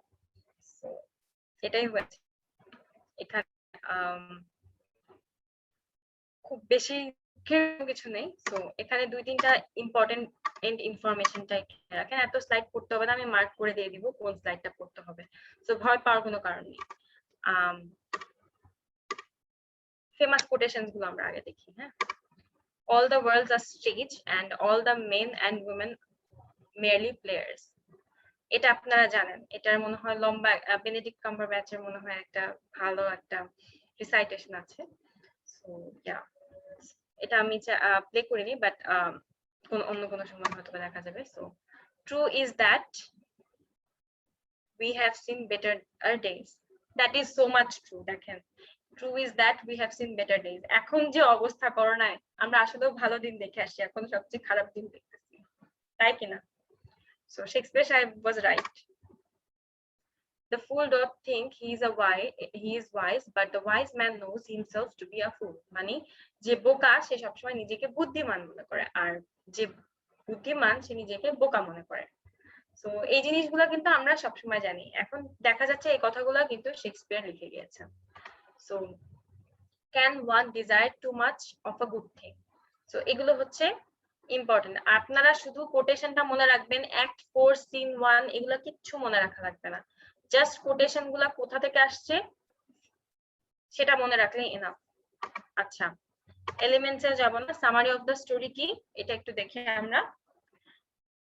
এটা হচ্ছে গ্রেটেস্ট কমেডি বলা হয়। হ্যাঁ, one of the greatest comedy. এখানকার নায়িকার নাম কি, এটা কিন্তু আসছে 36তম বিসিএস, সম্ভবত 36তম বিসিএস আসছে, রোজালিন্ড। নামটা একটু ভালো করে মনে রাখবেন। এই এন্টায়ার প্লের মানে এই অ্যাজ ইউ লাইক ইট, এই প্লেটার কমেডিটার নায়িকার নাম হচ্ছে রোজালিন্ড। সো রোজালিন্ড বিয়ে করতে চায় অরল্যান্ডোকে, কিন্তু ওখানকার যে একজন ডিউক থাকে, মানে যে হচ্ছেন কি ওখানকার কর্তা বা ওই স্টেটের ডিউক, মানে রাজার পর্যায়ে ডিউক কি করেন, ডিউক ফ্রেডরিক, সে বলেন যে হ্যাঁ তাহলে ঠিক আছে, তুমি বিয়ে করতে চাও, তোমার বাবা কোথায়? তো বাবা বলে আমি এর সাথে বিয়ে দিব না, আমি আরেকজন ছেলেকে আনছি। বাট সেই ছেলেকে আবার আরেকটা মেয়ে পছন্দ করেন। তো এখানে ঘটনাটা হয়েছে যে রোজালিন্ডের সাথে যার বিয়ে হওয়ার কথা তাকে অন্য একটা মেয়ে পছন্দ করে, এই জন্য সে আবার রোজালিনকে, তার নাম হচ্ছে সিলিয়া, সিলিয়া আবার রোজালিনকে অত বেশি মানে তারই কাজিন, লয়াল কাজিন সিলিয়া, তাকে এত বেশি সহ্য করতে পারে না। তো আলটিমেটলি কি হয়, মানে ধীরে ধীরে কি হয়, তারা একটা ফরেস্টে যায়, ফরেস্ট হচ্ছে ফরেস্ট অফ আর্ডেন। কি ফরেস্টটার নামটা একটু লিখে রাখেন, হ্যাঁ, ফরেস্ট অফ আর্ডেন। তো ওখানে গিয়ে তারা, আর ওই ফরেস্টটা একটু জাদুময় একটা ফরেস্ট, ওখানে গেলে পর সবার নিজস্ব মনের অনুভূতি বের হয়ে আসে। সো কি হয়, রোজালিন্ড এর মধ্যে আরেকটা বিষয় আছে, রোজালিন্ড ছেলে সেজে যায়। হ্যাঁ, সে কিন্তু মেয়ে সেজে বের হয় না, সে ছেলে সেজে বাড়ি থেকে চলে যায়। সো আলটিমেটলি কি হয়, রোজালিন্ডের সাথে অরল্যান্ডোরই বিয়ে হয়, আবার সিলিয়ার সাথে ওই যার সাথে রোজালিন্ডের বিয়ে হওয়ার কথা ছিল ওই ছেলের বিয়ে হয়ে যায়। সো আপনারা জাস্ট মনে রাখবেন এখানে মেইন ক্যারেক্টার কে কে, আপনারা কনফিউজ হয়ে যাচ্ছেন মনে হয়, আমি আরেকবার রিপিট করবো, সমস্যা নেই। মেইন ক্যারেক্টার রোজালিন্ড, মেইন নায়ক হচ্ছে গিয়ে অরল্যান্ডো, আর ডিউক হচ্ছে ফ্রেডেরিক, ডিউক ফ্রেডেরিক। আচ্ছা, রোজালিন্ড আর অরল্যান্ডো কে কি হয়, রোজালিন্ড আর অরল্যান্ডো দুজন দুজনকে পছন্দ করে, কিন্তু রোজালিন্ডের বাবা বিয়ের অনুমতি দেন না।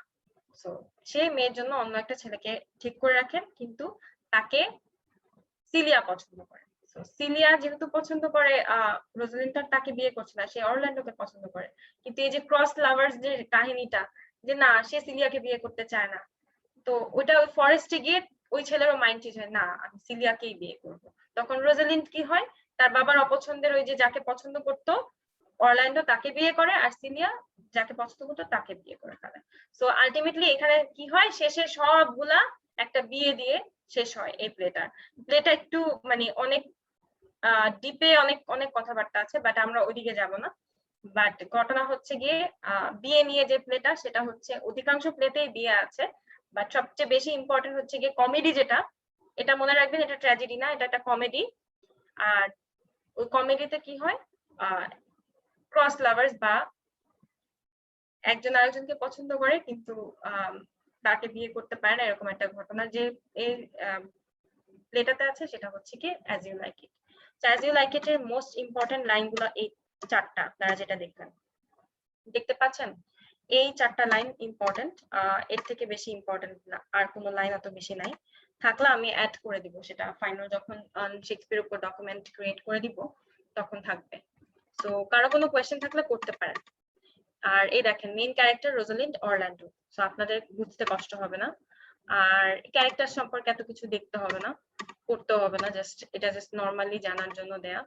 আর ডিলাইটস অফ লাভ, এটা নিয়ে কি, এটা হচ্ছে গিয়ে ভালোবাসার আর যে সুবিধা অসুবিধা বিভিন্ন সময় হয়, সেটা ট্র্যাডিশনাল যে বাবা পছন্দ করবে যাকে, তাকে বিয়ে করতে হবে একটা মেয়ে, ওই ধরনের আইডিয়া সম্পর্কে আর কি বলেছে। আচ্ছা, তারপর হচ্ছে হিউম্যান এক্সপিরিয়েন্স, মানুষ যখন নেচারের কাছাকাছি যায়, যে ফরেস্টটাতে যখন চলে যায়, তখন মানুষের মনের যে সত্য যে রূপটা থাকে, মানুষের সত্যের রূপ বা স্বতঃস্ফূর্ত রূপ যেটা আমরা বলি, সেটা শুধুমাত্র নেচার বা প্রকৃতির কাছে গেলে পর বের হয়, এই একটা জিনিস। আরটা হচ্ছে, এগুলো আপনাদের আসলে অত বেশি দরকার পড়বে না, সো এই পর্যন্ত দেখলে ইনাফ আই থিংক। হ্যাঁ, সো কারো কোনো প্রশ্ন থাকলে আমাকে বলতে পারেন।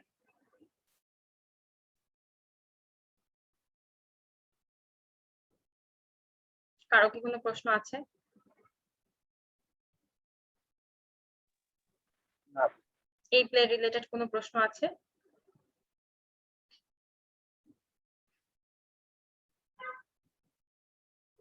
আচ্ছা, যদি না থাকে তাহলে আমি লাস্ট প্লেটাতে যাব। আপনাদের হাতে কি কপি আছে কোনো? কারো কাছে কোনো খাতা বা কিছু আছে? নোট করছেন কেউ? রায়হান? রায়হান তো মনে হয় নাই।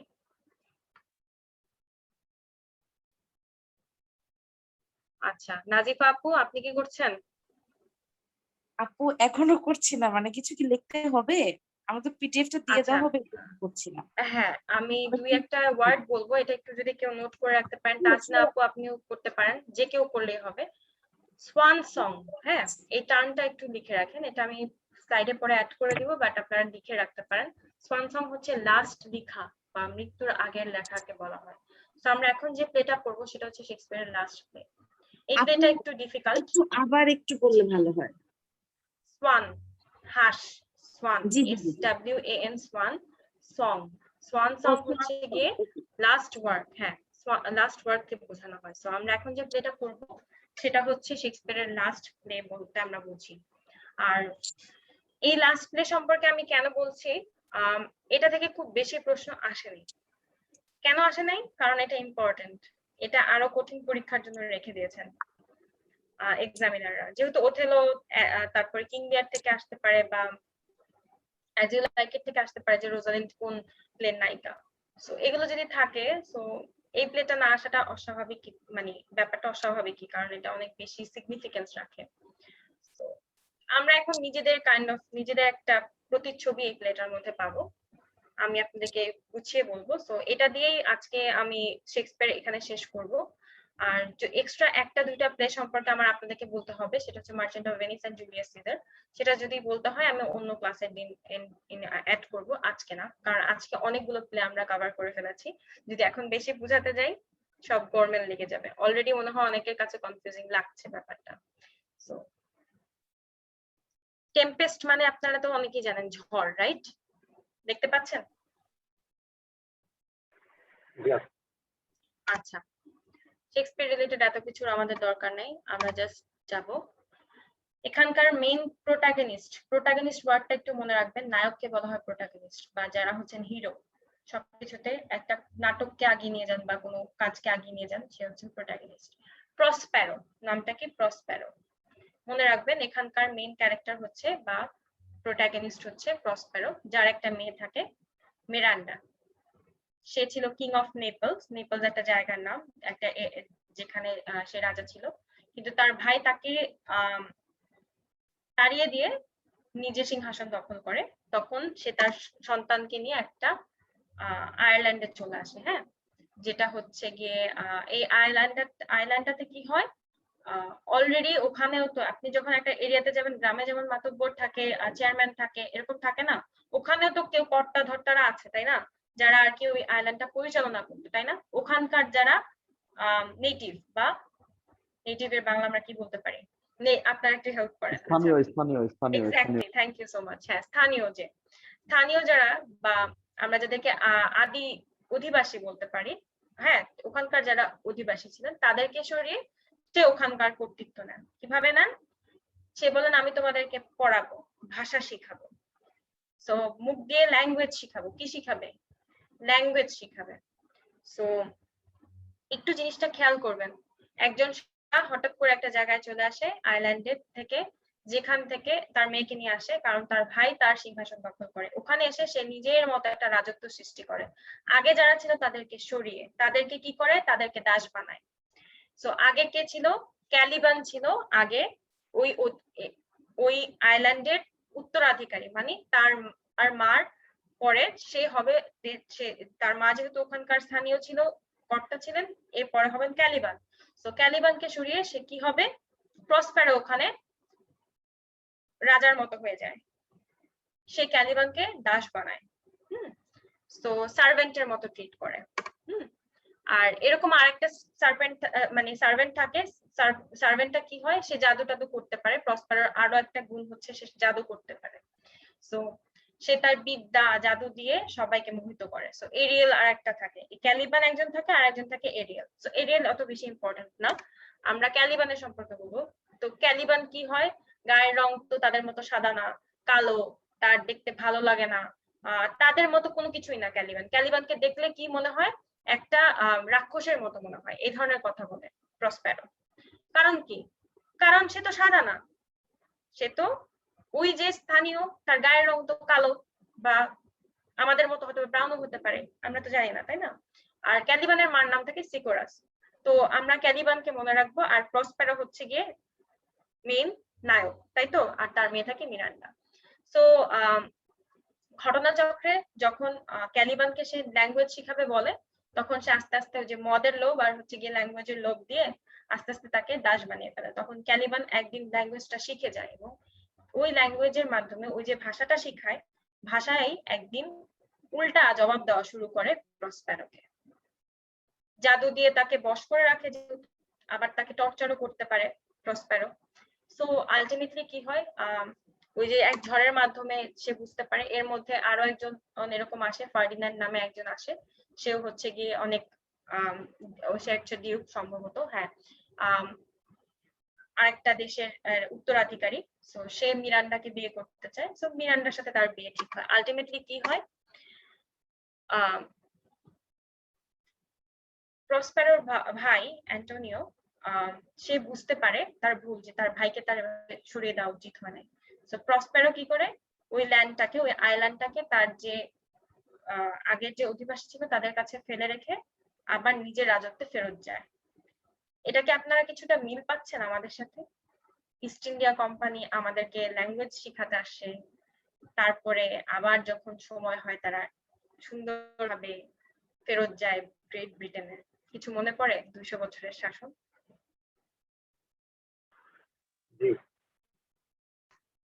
সো হচ্ছে ঝড়ের মাধ্যমে এসে আমি একটা জায়গায় আসলাম, দ্যাট মিনস সাদা আমি যেখানে যাই আমি সেখানেই রাজত্ব করতে পারি। এ ধরনের একটা মানসিকতা সাদাদের মধ্যে ছিল, এটা শেক্সপিয়ার তার লাস্ট প্লে দেখিয়ে গেছেন। আপনাদের আমি শুরুতে বলেছিলাম না যে এলিজাবেথান এজে প্রথম তারা শুরু করে বিভিন্ন দেশকে কলোনি বানানো।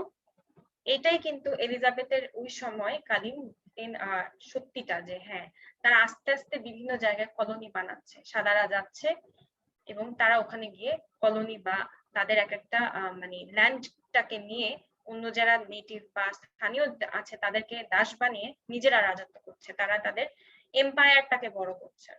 দেখেন এই প্লেতে কিন্তু সেটাই দেখা যাচ্ছে। তো আমি আপনাদেরকে ইম্পর্টেন্ট কিছু লাইন দিয়েছি এখানে, খুব বেশি বড় বড় লাইন এখানে নাই। What's past is prologue, hell is empty and all the devils are here. এটা হচ্ছে গিয়ে ওই যে স্থানীয় যারা তাদেরকে বলা হয় যে ডেভিল, ওরা হচ্ছে শয়তান। সে ভালো, সে সাদা, এজন্য ভালো, ওরা ভালো না। আর O brave new world, this is very important. Brave new world বলতে এই যে আবিষ্কার, বিভিন্ন জায়গা, নতুন নতুন আবিষ্কার, সায়েন্টিফিক আবিষ্কার না, ওই যে নতুন নতুন জায়গা জমি, বিভিন্ন দেশ আবিষ্কার, সেখানে গিয়ে that has such people in it, that means ওখানে গিয়ে আমরা নতুন করে প্ল্যান্টেশন বা বসবাস তৈরি করতে পারি। সো এই টেক্সটটা তার লাস্ট টেক্সট। সো এই টেক্সটটা অনেক, মানে এই প্লেটা অনেক বেশি ইম্পর্টেন্ট। কেন?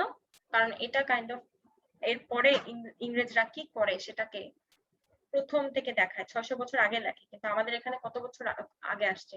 তারা 1757-তে মেইনলি বাংলা দখল করে, তাই না? তো আপনারা দেখতে পাচ্ছেন যে তার আগে থেকেই তারা করে আসছে কাজটা। তো এখানে কিন্তু আমরা এই প্লের মাধ্যমে বুঝতে পারি যে প্রসপেরো এক জায়গা থেকে এসে ওই আয়ারল্যান্ডটাকে দখল করে, ক্যালিবান যেখানে তার রাজা মানে ওখানকার কর্তা হওয়ার কথা, তাকে সরিয়ে নিজে কর্তৃত্ব নিয়ে নেয়। এই ধরনের কাজ কিন্তু ইংরেজরা করেছে। এই জিনিসটা এই প্লেটার জন্য আপনাদের, আমার মনে হয় সবার জানা উচিত। আর good wombs have borne bad sons, that means একটা ভালো মানুষের খারাপ সন্তান হওয়া, একটা ভালো মহিলার খারাপ সন্তান হওয়া। তারপর হচ্ছে thou shall be free as mountain winds but then exactly do all points of my command, that means এটা প্রসপেরো বলে, এরিয়েলকে বলে, তার আরেকটা যেটা যে তুমি ফ্রি হবা, তোমাকে আমি জাদু থেকে মুক্ত করে দিব, তোমাকে আমি আমার দাসত্ব থেকে মুক্ত করে দিব, কিন্তু আমি যেটা বলবো তোমার ঠিক সেই কাজগুলাই করতে হবে, তাহলে তুমি মুক্ত হবে। দ্যাট মিনস সে বস, ওরা সার্ভেন্ট, আমরা সার্ভেন্ট ছিলাম 200 বছর, তারা আমাদের রুলার ছিল। তো এইটাই হচ্ছে এই প্লেটার মেইন ঘটনা। তো আমি আপনাদেরকে অনেক বেশি মনে হয় ডিটেইলসে বলে ফেললাম, বাট আমার মনে হলো যে আপনাদের এই লাস্ট প্লে সম্পর্কে জানা উচিত, যে কেন এটা এত ইম্পর্টেন্ট, এবং সামনে হয়তো এটা আসতে পারে। আশা সমূহ সম্ভাবনা আমি মনে করি আছে। 43-এ হোক অথবা 44-এ হোক ডেফিনেটলি আসবে, কারণ শেক্সপিয়ার কোনোবারই মিস যায় না, ডিরেক্টলি ইনডিরেক্টলি আসে, প্রত্যেকবারই আসে। ডিরেক্টলি তো প্রত্যেকবারই আসছে, 38তমতে ইনডিরেক্টলি হয়তো আসছে। তো এটাই হচ্ছে কোটেশন গুলো, এইখানে যে কটা কোটেশন আছে আপনারা একটু মনে রাখতে পারেন। আর আপনাদের যদি একটা আমি আপনাদের মানে আমার যেহেতু এটা পার্সোনাল ব্যাচ, আমি একটা রিভিশন ক্লাসও নিব। যেখানে যেখানে সমস্যা ফিল করবেন আপনারা এখন থেকে পড়া স্টার্ট করেন, রিভিশন ক্লাসগুলো থাকবে, একটা দুইটা হয়তো থাকবে, সেখানে আমি পুরো জিনিসটা মানে পুরা সাহিত্য পার্টটা রিভিশনের জন্য আমি যত প্রবলেম আপনারা ফেস করবেন ওটা আমি আপনাদেরকে ডেফিনেটলি সলভ করে দেবো, যে কিভাবে মনে রাখবেন, বা এই জিনিসটা বুঝতে পারিনি আপু, এটা আমি কনফিউজড হয়ে গিয়েছি। সো কোনো প্রশ্ন থাকলে এখনো করতে পারেন, আবার বাসায় প্র্যাকটিস করলে আপনারা যখন প্র্যাকটিস করতে যাবেন তখন বেশি প্রবলেমটা পাওয়া যায়। সো আমি মনে করি আপনাদের এখন প্র্যাকটিসটা বেশি দরকার, মনে রাখার আর শুরু করা দরকার, পড়া শুরু করা দরকার। এটাই প্রেজেন্টেশনটা শেষ। এখন আপনারা আমাকে বলতে পারেন আপনাদের কোনো কোয়েশ্চেন থাকলে।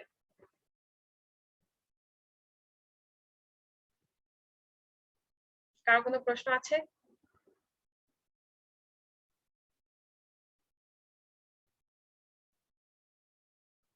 সবাই কি ঘুমিয়ে গেছে? আচ্ছা, হ্যাঁ তাসনা আপু বলেন, আমি ওনার না প্রশ্ন আপু, কোনো করছি। কোশ্চেন নাই আপু, বুঝতে পারছি তো।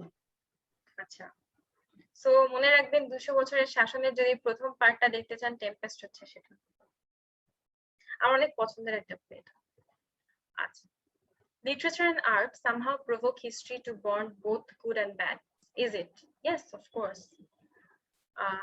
যখন মডার্নিজম পোস্টমডার্নিজম পড়বেন তখন দেখবেন যে how great literature has been influenced by two world wars. That means দুইটা বড় বড় যুদ্ধ, দ্বিতীয় মহাযুদ্ধ বা প্রথম মহাযুদ্ধ থেকে আমরা বিশ্বযুদ্ধ থেকে যেটা দেখতে পাই, কিভাবে আমাদেরকে ট্রমাটাইজ করে ফেলেছে, এটা লিটারেচারে ভালোভাবে থাকে। The Tale of Two Cities, তারপর হচ্ছে উইনস্টন চার্চিল কেন পেয়েছেন নোবেল প্রাইজ, একজন পলিটিশিয়ান হিসেবে হিস্ট্রি লিখেছিলেন ফার্স্ট ওয়ার্ল্ড ওয়ারের, রাইট? সো আপনারা বুঝতে পারবেন তখনই যে ওয়ার্ড হিস্ট্রি লিখেছিলাম, ফার্স্ট না second I don't remember exactly, যদি আমার ভুলও হতে পারে। সো কেন লিখেছেন, উনি কেন পেয়েছেন? কারণ আমি বলেছিলাম না শুরুতেই যে লিটারেচার অ্যাকচুয়ালি হিস্ট্রির একটা পার্ট এন্ড পার্সেল। সো সেরকম ক্ষেত্রে কিন্তু আমরা চিন্তা করলে দেখতে পাই যে হ্যাঁ,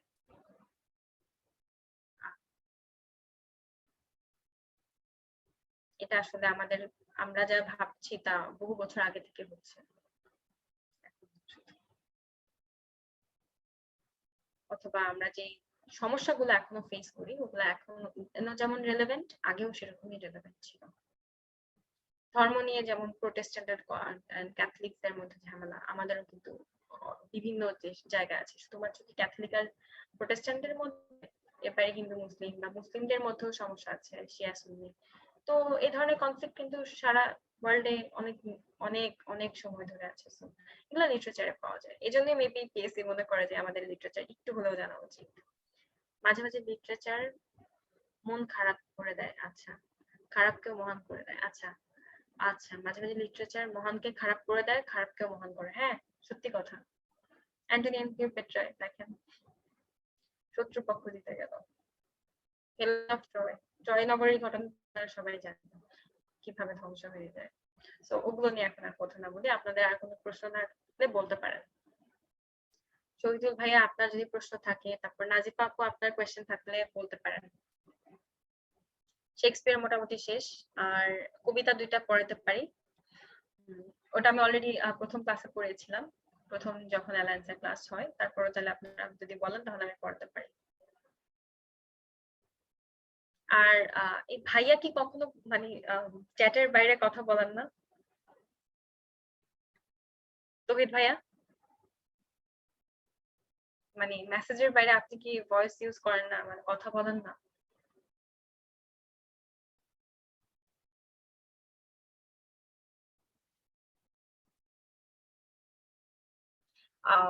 সরি।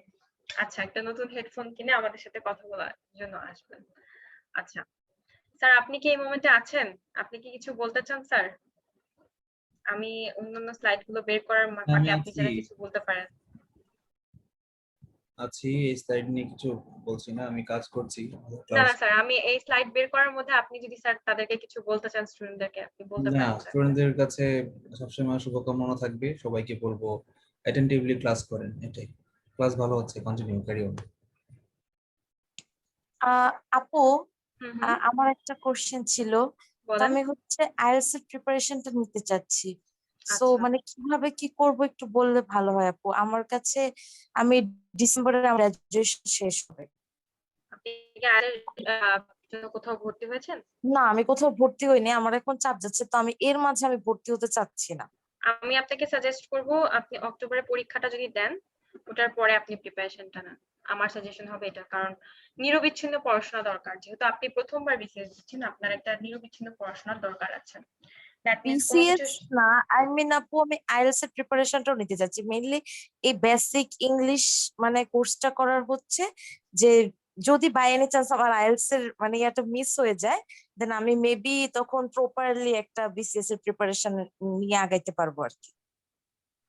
আচ্ছা আপু, আপনার সামনে একটা সার্কুলার আছে, রাইট? আপনার পরীক্ষাটা কবে শেষ? আপনি কি 43 দিতে পারবেন? না না না, আমি পারবো না। আমি হচ্ছে ডিসেম্বরে আমার গ্রাজুয়েশন শেষ হবে। আচ্ছা, তাহলে আমি মনে করি আপনি আস্তে আস্তে যে গ্রামারটা যেভাবে আমরা শেষ করছি ওটা শেষ করেন, আর তার সাথে সাথে ইংলিশটা পড়ে রাখেন। আপনার তো ইংলিশ পড়লে কোনো সমস্যা নেই, রাইট? নো সো আপু। আপনাকে যদি কোনো কিছু জিজ্ঞেসও করে, এক্স্যাক্টলি, সো ওগুলো রিলেটেড প্রিপারেশন আপনি নিতে পারবেন। আপনার যে বেসিক আমি মোটামুটি দেখতে পাচ্ছি, তাতে you can easily crack 7 to 7.5 without giving much effort. হ্যাঁ, 7 থেকে 7.5 আপনার চলে আসবে। এই কোর্সের বেসিকটা কেন বলছি, আমি টোফেলের বই থেকে কিছু দেখছি, ক্যামব্রিজের বই থেকে ফলো করছি, কম্পিটিটিভ এক্সাম ইংলিশ যেটা আছে, ইংলিশ ফর কম্পিটিটিভ এক্সাম, এদের কোয়েশ্চেন্স গুলো বেশ গুছানো। সো ওখান থেকে যেহেতু আপনি প্র্যাকটিস করছেন, আমার মনে হয় আপনার গ্রামার পার্টে আটকাবে না, রাইটিং পার্টটাতে। বাট আমি মনে করি আপনি আস্তে আস্তে আগে নিজের গ্রাজুয়েশনটা শেষ করেন, তারপর, কারণ আইএলটিএস যখন থেকে দিবেন 14 দিন পরে কিন্তু রেজাল্ট, 13 দিন পরে 14 দিন পরে কিন্তু রেজাল্ট পেয়ে যাবেন, কিন্তু ম্যাথ থাকবে কত 2 বছর। সো আপনি একটা ভালো স্কোর নিয়ে যেন প্রিপারেশনটা ভালো স্কোরের জন্য নিতে পারেন সেভাবে করে আগান। এখন বেসিক্যালি রাইটিং পার্টটা ডেভেলপ করতে থাকেন, এরপর আস্তে আস্তে লিসনিং, তারপর স্পিকিং, এগুলো ডেভেলপ করবেন। ওটাতে ওকে সমস্যা হবে না। আর আমি মনে করি আপনার ফ্রি হ্যান্ড রাইটিংটা এখন থেকে স্টার্ট করা দরকার, খুবই জরুরি। ওকে আইএলটিএস এর লেখাটা একটু গুছানো হতে হয়। হ্যাঁ, সিম্পল, স্যার যেটা পড়াচ্ছেন সিম্পল, কমপ্লেক্স, কম্পাউন্ড, 3 ধরনের সেন্টেন্স ইউজ করতে হবে।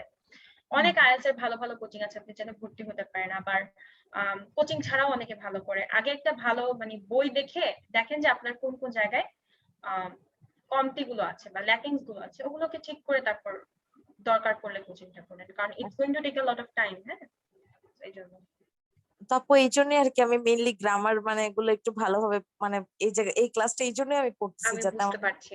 আপনার বেসিকটা হেল্প স্ট্রং হচ্ছে? হয়। হ্যাঁ আমার মানে আমি টিউশন পড়াই, তো আমি বেসিক্যালি ইংলিশটা আমার পড়ানো হয় না, তো আমি দেখা যায় ফিজিক্স কেমিস্ট্রি ম্যাথ এগুলো। তো ইংলিশটা আমি দেখলাম যে আমি নিউ একটা স্টুডেন্ট পড়াচ্ছি ক্লাস 6 এর, তো আমার ইংলিশ পড়াচ্ছি এবার। তো আমি দেখলাম যে অনেক কিছুই আমি নিজে অনেক কনফিউজড। সো আমার কাছে এইটা অনেক এটা ইফেক্টিভ হয় হচ্ছে আমার জন্য। না, প্র্যাকটিস থাকলে আর কনফিউশন থাকবে না। আপনারা কি স্লাইড দেখতে পাচ্ছেন?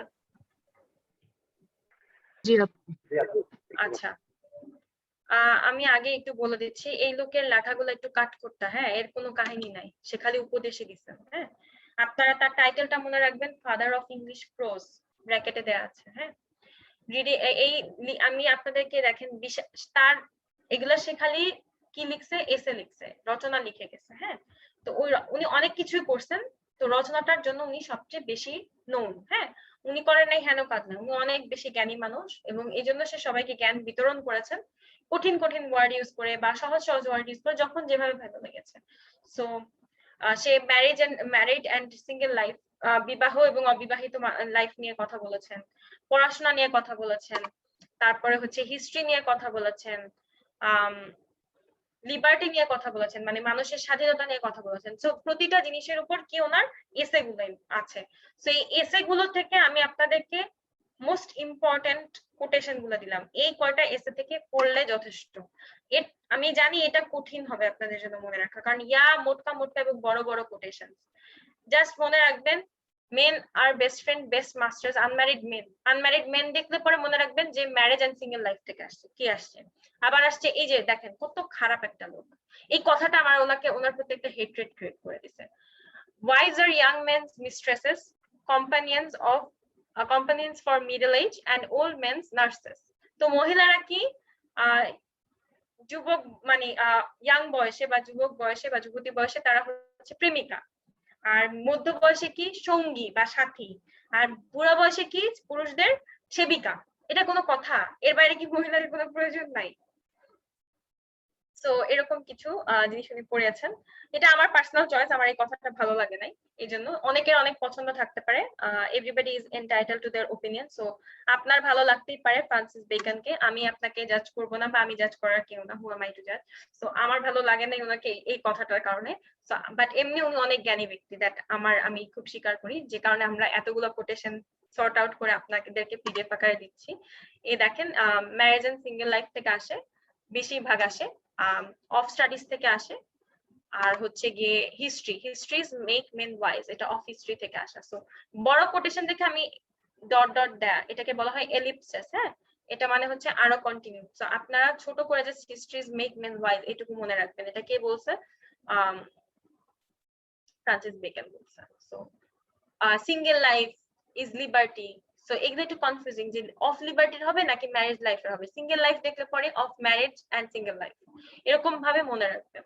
সো আরটা কি? Strange desire to seek power and to lose liberty. It is a strange desire to seek power and lose liberty. আচ্ছা, একটা জিনিস চিন্তা করেন, যে মানুষ অনেক বেশি পাওয়ার পাবে তার কিন্তু বাধা অনেক বেশি থাকবে, সে কিন্তু চাইলেই সবকিছু করতে পারবে না। যত বড় পোস্টে আমরা যাই, যত বেশি আমরা উপরে উঠি, তত আমাদের বাধা, মানে এটা করা যাবে না, এটা করলে এরকম কনসিকুয়েন্সেস হবে, বা দিস উইল ব্রিং আপন ক্রিটিসিজম, আমি একটা উল্টাপাল্টা কমেন্ট করে দিলে সমস্যা হবে। সো এটাই উনি বলছে, যে যত উপরে উঠবো আমরা, তত আমাদের লিবার্টি বা ব্যক্তি স্বাধীনতাটা কমে যাবে, নিজের লাইফের উপর স্বাধীনতাটা কমে যাবে। সো একজন ফ্রি মানুষকে যদি একজন ধরেন কেউ একজন অন্য কোনো চাকরি করছেন যেটাতে তার বেশি নিয়ম কানুন নেই, আর একজন কেউ চাকরি করছেন না, তার সাথে আপনার ডিফারেন্সটা বা ওই লোকের সাথে যে চাকরি করছেন না তার ডিফারেন্সটা এখানে যে তার ইচ্ছা হলে যা কিছু বলতে পারেন, বাট যে নিয়ম কানুনের মধ্যে আছেন সে চাইলে বলতে পারেন না। সো আপনারা একটু মানে বোঝার চেষ্টা করেন যে উনি কি বলতে চাচ্ছেন, আমি বুঝিয়ে বললাম আপনাদেরকে। কেউ কি কোনো প্রশ্ন করতে চান, করতে পারেন। আপু বড় মানুষদের তো প্রোটোকলটা বেশি মেনটেনেন্স করতে হয়, এরকম না? হ্যাঁ হ্যাঁ, আপনি যে উইথ যে স্পাইডারম্যানের একটা কথা আছে, with great power comes great responsibility, যে পাওয়ার থাকলে রেসপন্সিবিলিটি আছে, ওরকম একটা ব্যাপার। হ্যাঁ, সো এটাই বললাম। তো আপনারা একটু খেয়াল করে দেখেন আর কি আছে। আর আছে মনে হয়, হ্যাঁ, some books are to be tasted, others to be swallowed and some to be chewed and digested. আপনাদের প্রথম কয়েকটা লাইন মনে রাখবেন, বড় কোটেশন হলে কয়েকটা ওয়ার্ড দিয়ে মনে রাখেন, সব মুখস্থ করার দরকার নেই। যদি না পারেন তাহলে বেকান থেকে যতটুকু পারেন পড়ে রাখেন, বাকিটার দরকার নেই। হ্যাঁ, কেন? কারণ বেকান থেকে আসবে এমন কোনো গ্যারান্টি নেই, বাট শেক্সপিয়ার থেকে আসবে। So some books are to be tasted মানে কিছু বুক হচ্ছে গিয়ে স্বাদ নেওয়ার মতো, মানে এটার স্বাদটাই অন্যরকম, মানে ফ্লেভারটাই ডিফারেন্ট। দ্যাট মিনস এটা আপনার একটা মানে ইম্প্যাক্ট রেখে যাবে। কিছু হচ্ছে গিয়ে গিলে ফেলার মতো, যে আমরা যে পড়াশোনার বই পড়ি গিলে ফেলি, ডাইজেস্ট করি, ডাইজেস্ট নাম হয়েছে কেন, চিবায় বের করে ফেলে দিতে হবে, এক্স্যাক্টলি। সো এরকম। আর reading makes a full man, conference a ready man, writing an exact man. That means কি এটা? আচ্ছা আপু, চিউড ওয়াটার মিনিং কি চোষ্য? হ্যাঁ, চাবাই খাওয়া। সো এভাবে আসবে।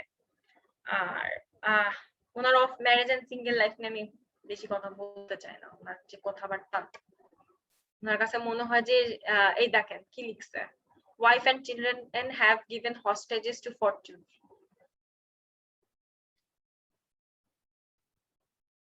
যে মানুষের ওয়াইফ আর মানে বাচ্চা আছে বা স্ত্রী আছে, তার ফরচুন অলরেডি হস্টেজ হয়ে গেছে। দ্যাট মিনস কি, হস্টেজ মানে হচ্ছে শত্রুর হাতে চলে গেছে। এখন ওয়াইফ আর চিলড্রেন কি এই ধরনের কিছু? এই জন্য ওনার আর মানে কিছু জিনিস আমার ভালো লাগে না। তারপর certainly the best works and of greatest merit for the public have proceeded from the unmarried or childless men. That means সবচেয়ে ভালো এবং মহান কাজগুলা আনম্যারিড পুরুষরা করে। এটা হচ্ছে গিয়ে তার বর্তমানে তাদের কোনো স্ট্রিংস নাই বা তাদের কোনো বাধা বন্ধন নেই, তাদের কোনো ফ্যামিলি লাইফ নেই, এজন্য তারা ফুল কনসেন্ট্রেশনটা নিজেদের ওয়ার্কে দিতে পারে। এজন্য তারা হচ্ছেন গিয়ে কি সবচেয়ে গ্রেটেস্ট ওয়ার্ক বা মহান কাজগুলো তারা প্রডিউস করেন বা তারা কম্পোজ করেন। আচ্ছা, এখানে কেউ কিছু বুঝতে পারেনি এমন কি কিছু আছে? এখানে আসলে বোঝানোর তেমন কিছু নাই, রচনার আমি কি বুঝাবো। কারো কোনো কোয়েশ্চেন আছে? হ্যাঁ বলো। যে আপু শেক্সপিয়ার থেকে কি আপনি যা পড়াইছেন এর বাইরে তো আর একটা অর্ডার করার দরকার নাকি আরো কিছু? এখন হচ্ছে গিয়ে হ্যাঁ, আর দুইটা ওই যে Antony and Cleopatra, Julius Caesar, Merchant of Venice, এই তিনটা প্লে থেকে আমি আপনাদেরকে মোস্ট ইম্পর্টেন্ট কোটেশন গুলো দিয়ে দিব। ওগুলো আমি স্লাইডার বানাবো না, যদি আপনাদের দরকার পড়ে বুঝতে না পারেন আমি আরেকটা ক্লাসে, আজকে যেহেতু এতগুলো প্লে করে ফেলেছি এই তিনটা নিয়ে অল্প একটু অ্যান্টনি এন্ড ক্লিওপেট্রা আজকে আপনাদেরকে বুঝিয়ে দিয়েছি। সো ওইটার ইম্পর্টেন্ট কোটেশন গুলো আজকে পেয়ে যাবেন। আর বাকি জুলিয়াস সিজার, তারপর হচ্ছে মার্চেন্ট অফ ভেনিস, এগুলো রিলেটেড যা আছে সেগুলো আমি দিয়ে দেবো। বেসিক্যালি শেক্সপিয়ার রিলেটেড যা কিছু আছে আমি আপনাদেরকে প্রোভাইড করবো। সবচেয়ে মোস্ট ইম্পর্টেন্ট যেগুলো, সেগুলো আমি আজকে পর্যন্ত যা পড়ালাম এগুলো সবচেয়ে ইম্পর্টেন্ট, এখান থেকেই সবচেয়ে বেশি প্রশ্ন আসবে। সো আমি বলছি না, প্রিভিয়াস ইয়ারের প্রশ্নগুলো বলছে। হ্যাঁ, সো কেউ যদি বলে যে আপনি বললে তো আর পিএসসি তে আপনার কথা প্রশ্ন করবে না, আমার কথা প্রশ্ন করবে না, তারা যে প্যাটার্নে প্রশ্ন করছে সেটা আমি বের করেছি, এটা হচ্ছে গিয়ে কথা। তারা ঘুরে ফিরে একই সবচেয়ে বেশি ফেমাস কমেডিজ অথবা সবচেয়ে বেশি ফেমাস ট্র্যাজেডিজ নিয়ে কাজ করে। তো সেগুলো আমরা একটু দেখলাম। এরপরে যদি দুই হিস্টোরিক্যাল প্লের মধ্যে দুই তিনটা ইম্পর্টেন্ট থাকতে পারে না, সেগুলো দুই তিনটা লাইন আপনারা মনে রাখবেন, দ্যাটস ইট, আর কিছু না, বা প্লেটার নাম মনে রাখবেন, এইটুকুই। তো শেক্সপিয়ার থেকে আমি যা বললাম এর বাইরে আসবে না। আর দুইটা পোয়েম আছে যেটা আমি এখন শেষ করে দিব, ওই পোয়েম গুলো আপনারা পেয়ে যাবেন। সো বেসিক্যালি শেক্সপিয়ার আজকে done and dusted, that means এখানে শেষ। আর এক্সট্রা যা কিছু থাকবে ওটা আমি গ্রুপে আপনাদের আপলোড করে দিব, ওটা আপনারা জাস্ট রিডিং করে নেবেন বাসায়। আর আমি চাই আপনারা প্রত্যেকে একটা লিটারেচারের জন্য, যারা বিসিএস দিচ্ছেন স্পেসিফিক্যালি, একটা লিটারেচারের খাতা করার জন্য। এটা আমার জন্য খুব ভালো হয় আপনারা যদি একটু হ্যান্ড নোট করেন, যে জাস্ট উইলিয়াম শেক্সপিয়ার প্লেটার নাম লিখলেন, মোস্ট ইম্পর্টেন্ট ক্যারেক্টারের নাম লিখে রাখলেন, নায়ক নায়িকার নাম, আর কোটেশন গুলো যদি বাসায় প্র্যাকটিস করার চেষ্টা করেন। অনেকেই সুন্দর সুন্দর নোট করে, আমি দেখেছি অ্যালায়েন্স গ্রুপে, আপনারা চাইলে করতে পারেন। খুব বেশি সময় লাগবে তা না, অল্প অল্প করে 2টা 3টা করে প্লে করেন, আপনাদেরও প্র্যাকটিসটা হয়ে যাবে বাসায়। আর কারো কোনো প্রশ্ন?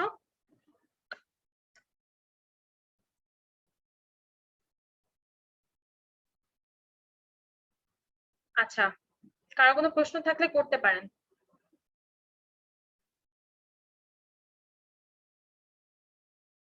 আচ্ছা আপু, আমি কিছু বলতে চাই। জি বলেন ভাইয়া।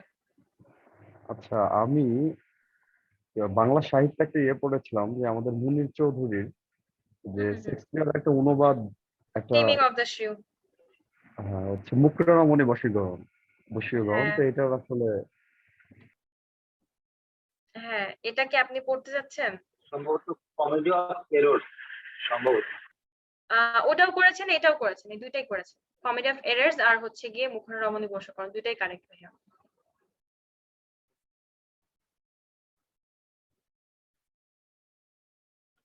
স্লাইডটা কেন খুঁজে পাচ্ছি না? হ্যাঁ পেয়েছি।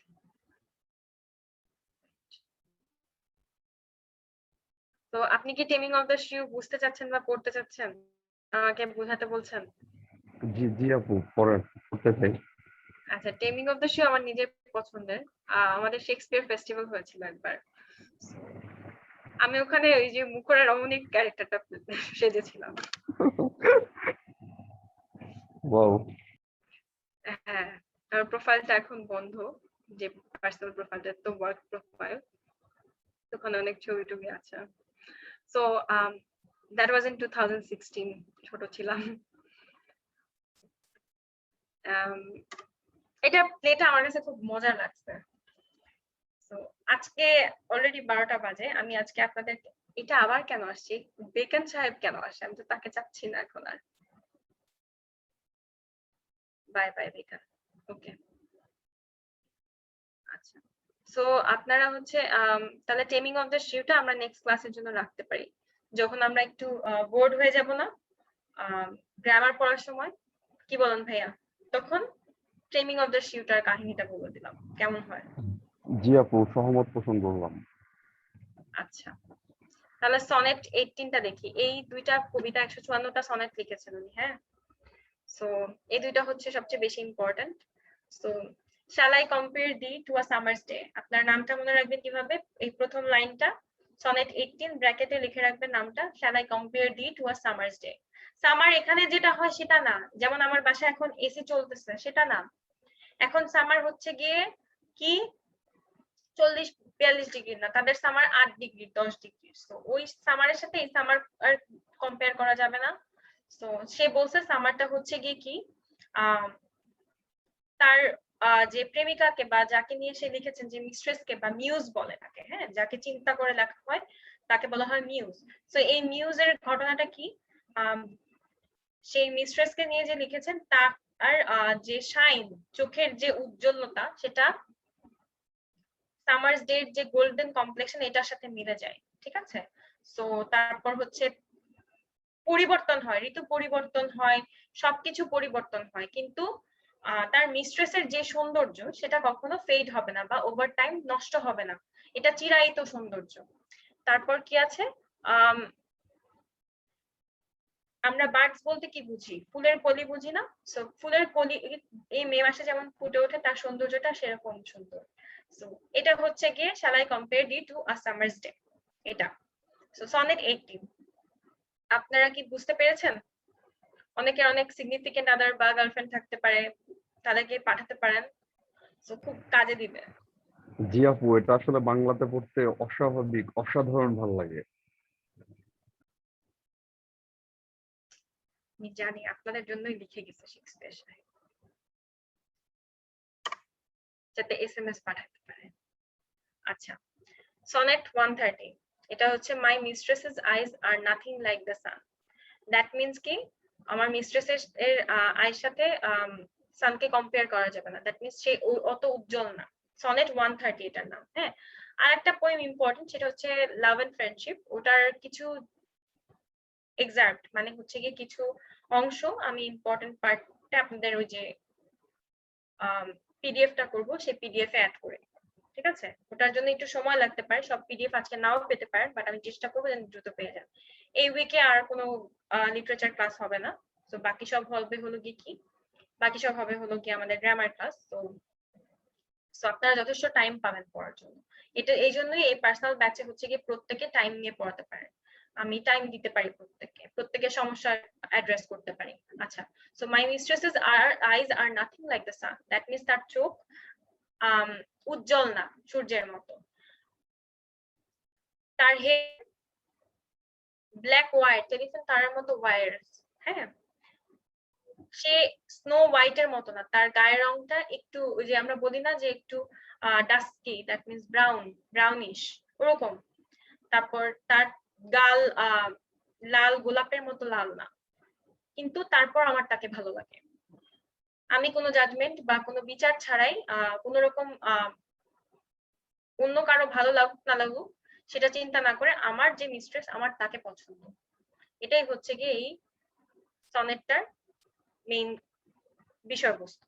সো আপনারা বুঝতে পারছেন এখানে কিন্তু সে সৌন্দর্য বলতে শুধুমাত্র একজন যেটা আমরা যে সমাজে ধরে রাখি যে হ্যাঁ এইরকমই হতে হবে, সাদা হবে, চুল লাল হবে অথবা ব্লন্ড হবে, ওরকম কিছু না। তার মিস্ট্রেস একদমই অন্য কারো মতো না, সে ডিফারেন্ট, কিন্তু তারপরও তার চোখে এই মিস্ট্রেস হচ্ছে গিয়ে সবচেয়ে বেশি সুন্দর। আচ্ছা, আরেকটা বিষয়, এই যে পোয়েমটা এটা কিন্তু একটা ট্র্যাডিশন ব্রেক করে দেয়। এরকম ভাবে কখনো লেখে নাই কেউ পোয়েমটা। সনেটে কাকে নিয়ে হতো? একজন সাদা মহিলাকে নিয়ে লেখা হতো। পেট্রার্ক প্রথম সনেট লেখে, আপনারা তো জানেন নিশ্চয়ই। তারপরে আসে হলো গিয়ে আমরা ওই যে লাস্ট স্লাইডে বলেছিলাম না, হোয়াইট আর হাওয়ার্ড দুজনে লেখেন। তারপরে হচ্ছে গিয়ে শেক্সপিয়ার এটাকে অ্যাডাপ্ট করেন। সো ওনাদের সবার ট্র্যাডিশনটা ব্রেক করে দেন যে শুধুমাত্র একজন সাদা মহিলা যে সুন্দর হবে, তার গাল গোলাপের মতো সুন্দর হবে, এই ধরনের লেখা লিখবে না। সে এখন ডিফারেন্ট একজনকে দেখালো, যে ডিফারেন্ট একটা স্টাইলে লিখে দেখালো। তো এই জন্য এই সনেটটা ইম্পর্টেন্ট। দুইটা সনেট যদি মোস্ট ইম্পর্টেন্ট বলা হয় 154টার মধ্যে থেকে এই দুইটা সনেট হচ্ছে সবচেয়ে বেশি ইম্পর্টেন্ট, আর লাইনগুলো ইম্পর্টেন্ট এখানে। তো আপনাদের হইতে পারে যে সনেট 130 কে লিখতে আসতে পারে, অথবা এখান থেকে একটা ছোট লাইন দিতে পারে, মাই mistress' eyes are nothing like the সান, এই টাইটেল লাইনটাই দিয়ে দিতে পারে, প্রথম লাইনটাই দিয়ে দিতে পারে, অথবা অন্য একটা কথা দিতে পারে। আর এখানে লাস্টের লাইনটা দেখেন, তার কণ্ঠ কোকিল কণ্ঠ না, কিন্তু তারপরও তার ওই সে জানে যে তার আর মিস্ট্রেসের কণ্ঠ বা প্রেমিকার কণ্ঠ কোকিল কণ্ঠী না, কিন্তু তারপরও তাকে ভালো লাগে, তার কথাও তার ভালো লাগে। মিউজিক আরো সুন্দর, মানে গান বা কবিতা বা কোকিলের আওয়াজ আরো সুন্দর হতে পারে, কিন্তু তারপরও তার ওই প্রেমিকাকে তার পছন্দ।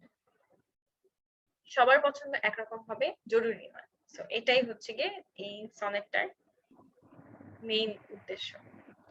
আই থিংক আজকে আমরা এখানে শেষ করতে পারি, আপনারা যদি চান। জি আপু, কারো কোনো প্রশ্ন আছে? ওয়ান সাইড অফ লাভ করতে মনে হয় বেশি পছন্দ করতাম।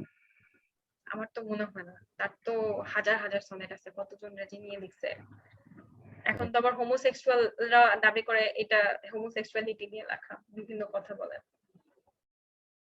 অনেক সনেটের ক্ষেত্রে, অনেকে ক্লেম করে। আপনারা যদি একটু গুগল করেন দেখতে পাবেন এখন অনেকে বলে এই ধরনের কথা। আচ্ছা, তাহলে কি উনি গিয়েছিলেন ma'am? Not that I know of. So আর কারো কোনো প্রশ্ন আছে? এটা তো তারা মানে বলেন যে এটা সম্ভবত আমরা যদি এখন চিন্তা করি ছেলে মেয়ে বাদ দিয়ে, হেটারোসেক্সুয়ালিটি বাদ দিয়ে চিন্তা করলে একজন পুরুষকে নিয়েও লেখা হতে পারে। সো এটা তাদের পয়েন্ট অফ ভিউ। তারা একটা পোয়েমকে কিন্তু আপনি যেভাবে মনে করবেন আমি সেভাবে মনে করবো এটা কিন্তু জরুরি না। প্রতিটা মানুষের রিডিং বা পড়ার ধরনটা ডিফারেন্ট হবে, অর্থ ওটা অন্যভাবে দেখবে। সো এটাই হচ্ছে তাদের যুক্তি, তারা তাদের ওয়েতে অ্যানালাইসিস করেছেন।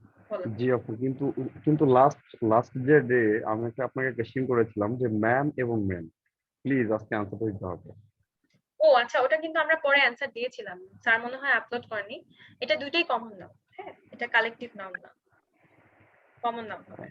আচ্ছা, মেন দিয়ে তো আসলে ম্যান এবং ওম্যান দুইটাইকে বোঝাচ্ছে। আচ্ছা, ওমেন বলতে কিন্তু মহিলাদের মানে বয় গার্ল যেরকম এক্স্যাক্টলি সেম ওয়েতে কিন্তু ম্যান ওমেনকেও বোঝানো হয়। আর আপনি যদি হিউম্যানস বলেন তখনও কিন্তু এটা কমনে পড়ে যায়। ঠিক আছে, হিউম্যানস বললে সেক্ষেত্রে অনেক ক্ষেত্রে কালেকটিভ হতে পারে, হিউম্যান বিংস কালেকটিভ ওয়েতে হিউম্যান বিংসদেরকে বোঝানো হচ্ছে। হ্যাঁ, ম্যান ওমেনের ক্ষেত্রে কিন্তু সেটা হবে না, ওটা কমন হয়ে যাবে। That means I am a woman, Nazifa আপু ইজ আ ওম্যান, তারপর এখানে হামিমা আপু ইজ আ ওম্যান। সো এটা it's a common thing, it's common between all of us, তাই না? আপনি একজন ম্যান, শহীদুল ভাই একজন ম্যান, তারপর হচ্ছে এখানে আর কি আছে, রায়হান একজন ম্যান। তো বাকি যারা আছে তারাও কিন্তু আছে। তারপর যে ভাইয়া মেসেজ পাঠান, তৌহিদ ভাইয়া, উনিও ম্যান। সো এটা কিন্তু কমন। আপনি কি ক্লিয়ার ভাইয়া? আচ্ছা আপু, আমার হচ্ছে এখানে MAN ম্যান এবং MEN ম্যান, তো দুইটা কি একই জিনিস? Countable non countable countable, exactly. হ্যাঁ, সিঙ্গুলার আর প্লুরাল বিষয়। ম্যান বলতে একজন সিঙ্গেল একটা ম্যানকে বোঝানো হয়, আর মেন বলতে অনেক মানুষকে বোঝানো হয়। জি জি বুঝতে আপু, পেরেছেন? clear। এখানে জি জি এটার সাথে নাউনের কোনো সম্পর্ক নেই, মানে এটা নাউনের কি সম্পর্ক, কাউন্টেবল আর আনকাউন্টেবল, গুণা যাবে কি যাবে না, সিঙ্গুলার নাকি প্লুরাল, এইটুকু। So, এটাই কনফিউশনটা ক্রিয়েট করছে, আমি বুঝতে পেরেছি ভাইয়া। জি জি, ধন্যবাদ আপু। আচ্ছা, আর আপু, তাসিনা আপু, নাজিফ আপু, আপনাদের কোনো কোয়েশ্চেন আছে? নো আপু, বুঝেছি। তাসিনা না আপু? আপু, না আচ্ছা, ক্লাস কি বোরিং লেগেছে খুব বেশি? না আর জাহিদুল ভাইয়া বলেন। আচ্ছা আপু, আমি যেটা বলতে চাচ্ছি, আমরা খুব ফিউ সংখ্যক স্টুডেন্ট আপনার কাছে ক্লাস করতেছি। তো আমার মনে হয় যে আসলে আমাদের মধ্যে অনেকে আছে, অনেক শাই ফিল হয়। তো আমার একটাই সাজেশন, আমরা আসলে আপুর কাছ থেকে শিখে যাইতে চাই, মানে শিখে নিতে চাই। তো আমরা কেউ শাই ফিলটা করবো না, সবার প্রতি হ্যাঁ, রিকোয়েস্ট। এটা তো আমি আপনাদেরকে প্রথম থেকে বলছি, আপনারা প্রশ্ন করতে পারেন, নির্দ্বিধায় কোনো প্রশ্ন করতে পারেন, আমি আপনাদেরকে জাজ করব না, বা আপনারটা ভুল কোনো কিছু বললে সেটাতে আমি ভাষার বা আমার অবাক হওয়ার কোনো কারণ নেই, কারণ আপনারা এখানে শিখছেন, আমরা সবাই শিখছি। এখন আমি যদি ম্যাথে ভুল করি, শহীদুল স্যার যদি হাসেন, তাহলে কিন্তু আমি শিখতে পারবো না। সো বেসিক্যালি আমি কিন্তু এটাই বলছি যে প্রত্যেকেরই কোনো না কোনো জায়গায় একটু দুর্বলতা থাকে, বা একটু মানে প্র্যাকটিসের অভাব থাকে, ওটা একটু আমরা নিজেরা মিলে সমবয়সী যারা আছে আমরা একসাথে প্র্যাকটিস করে ফেলতে পারি। That's what it is about. আমাদের গ্রুপে অনেকে আছেন, বাট অধিকাংশ মানুষ এই টাইমে ব্যস্ত থাকেন অথবা কিছু করেন। প্রায় 20 জনের মতো আমরা এই গ্রুপে আছি, বাট ক্লাস অ্যাটেন্ড করেন হয়তো 12 জনের মতো। তো যারা আছেন তারা যে রেকর্ডেড ভিডিও দেখেন, যেমন তাইমা আপু আজকে বলেছেন রেকর্ডেড ভিডিও দেখবেন। তো এটাই হচ্ছে কথা, অনেকে রেকর্ডেড ভিডিওর ওয়েট করছেন। তো আমরা চাচ্ছি যে আপনারা মানে সবাই একসাথে মানে নির্দ্বিধায় প্র্যাকটিসটা চালিয়ে যেতে, তাহলেই হয়ে যাবে। আর যেটা স্যার বললেন, এটার এই গ্রুপটা বা এই একসাথে শেখার একটা প্ল্যাটফর্ম ক্রিয়েট করার রিজনটা কি, যাতে আমরা প্রত্যেকে যেই জায়গাটাতে একটু পিছিয়ে আছি ওটা যেন আমরা ওভারকাম করতে পারি, প্র্যাকটিস করলেই হবে। এখানে যদি আপনারা ভয় পেয়ে প্রশ্ন না বলেন, মোহাম্মদ আলামিন ভাই তো কখনো কথা বলছেন কিনা আমি জানিও না। তো ভাইয়া আপনি যদি রেসপন্ড করেন তাহলে কিন্তু ভালো হয়। তো এই জন্য আমি বললাম যে প্রত্যেকে একটু রেসপন্ড করেন, হোমওয়ার্ক করেন, বা বাসায় একটু প্র্যাকটিস করে ওটা ছবিটা গ্রুপ মেসেঞ্জারের গ্রুপে দিয়ে দিলেই এনাফ। আলামিন ভাই কি আছেন?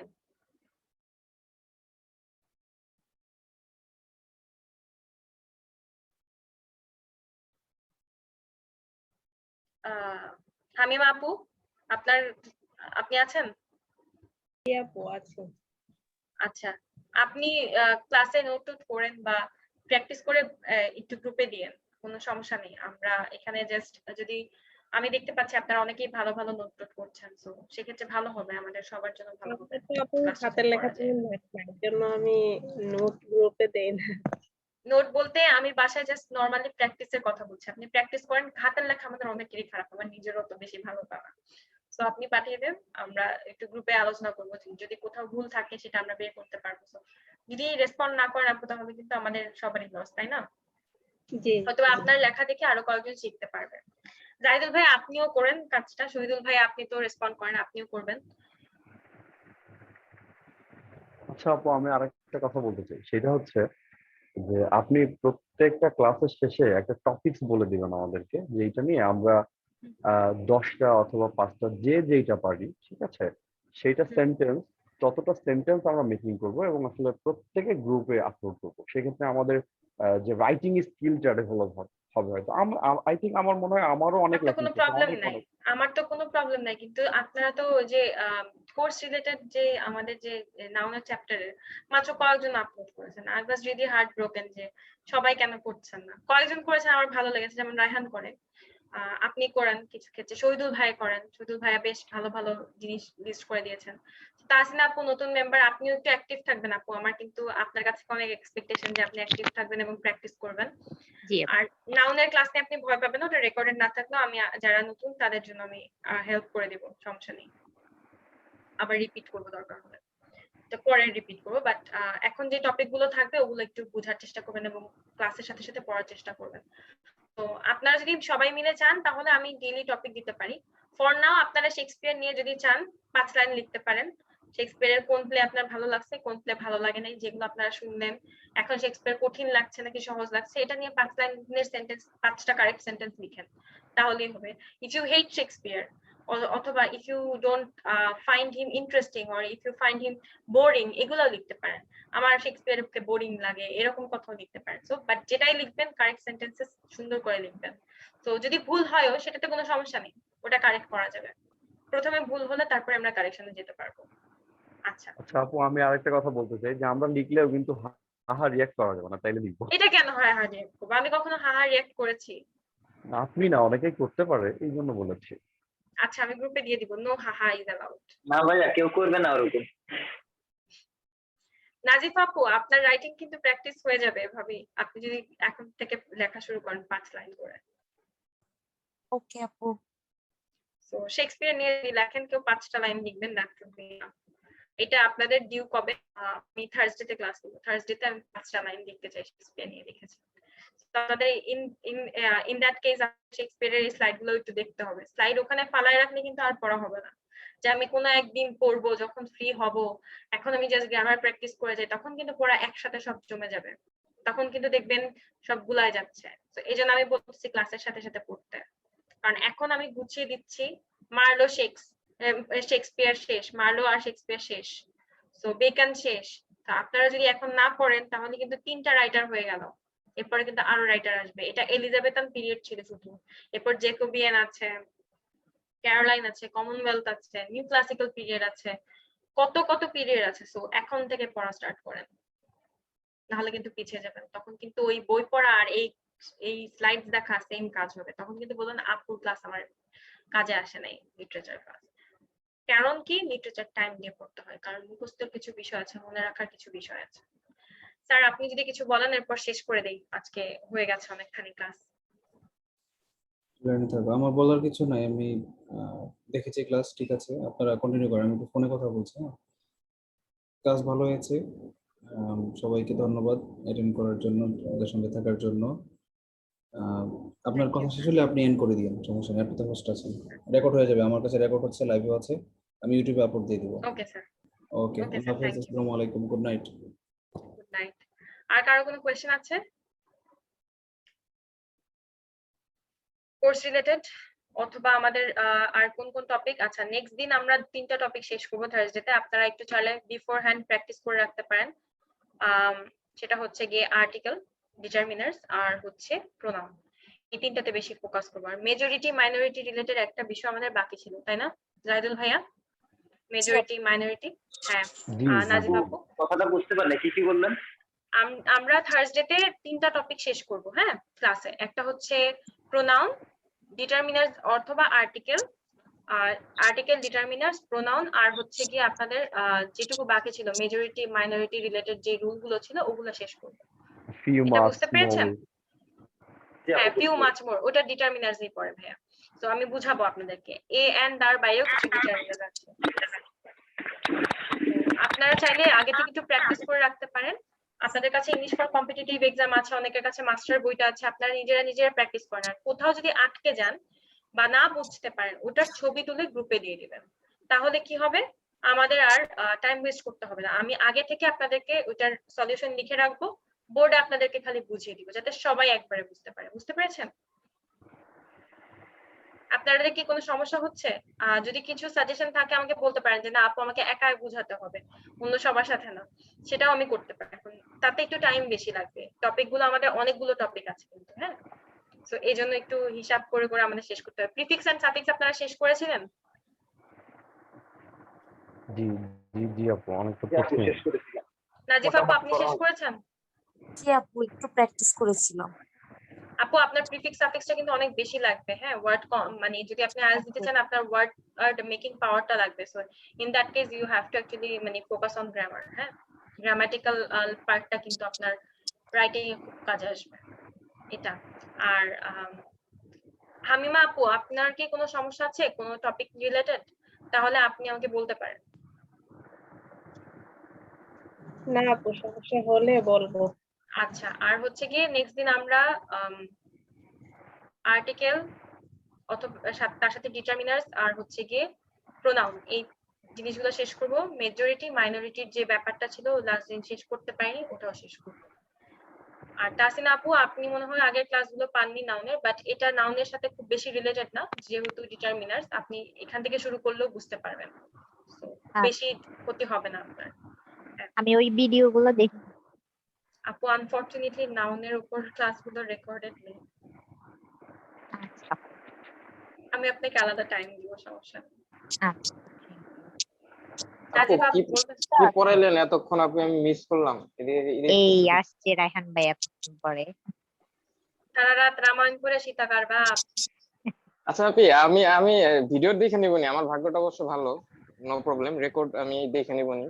তবু আপনি একটু জাস্ট পুরো ক্লাসটার উপর একটা রিভিউ বলেন। আজকে আমরা হালকা। শেক্সপিয়ারের মোটামুটি সবচেয়ে ইম্পর্টেন্ট প্লে গুলো শেষ করে ফেলছি।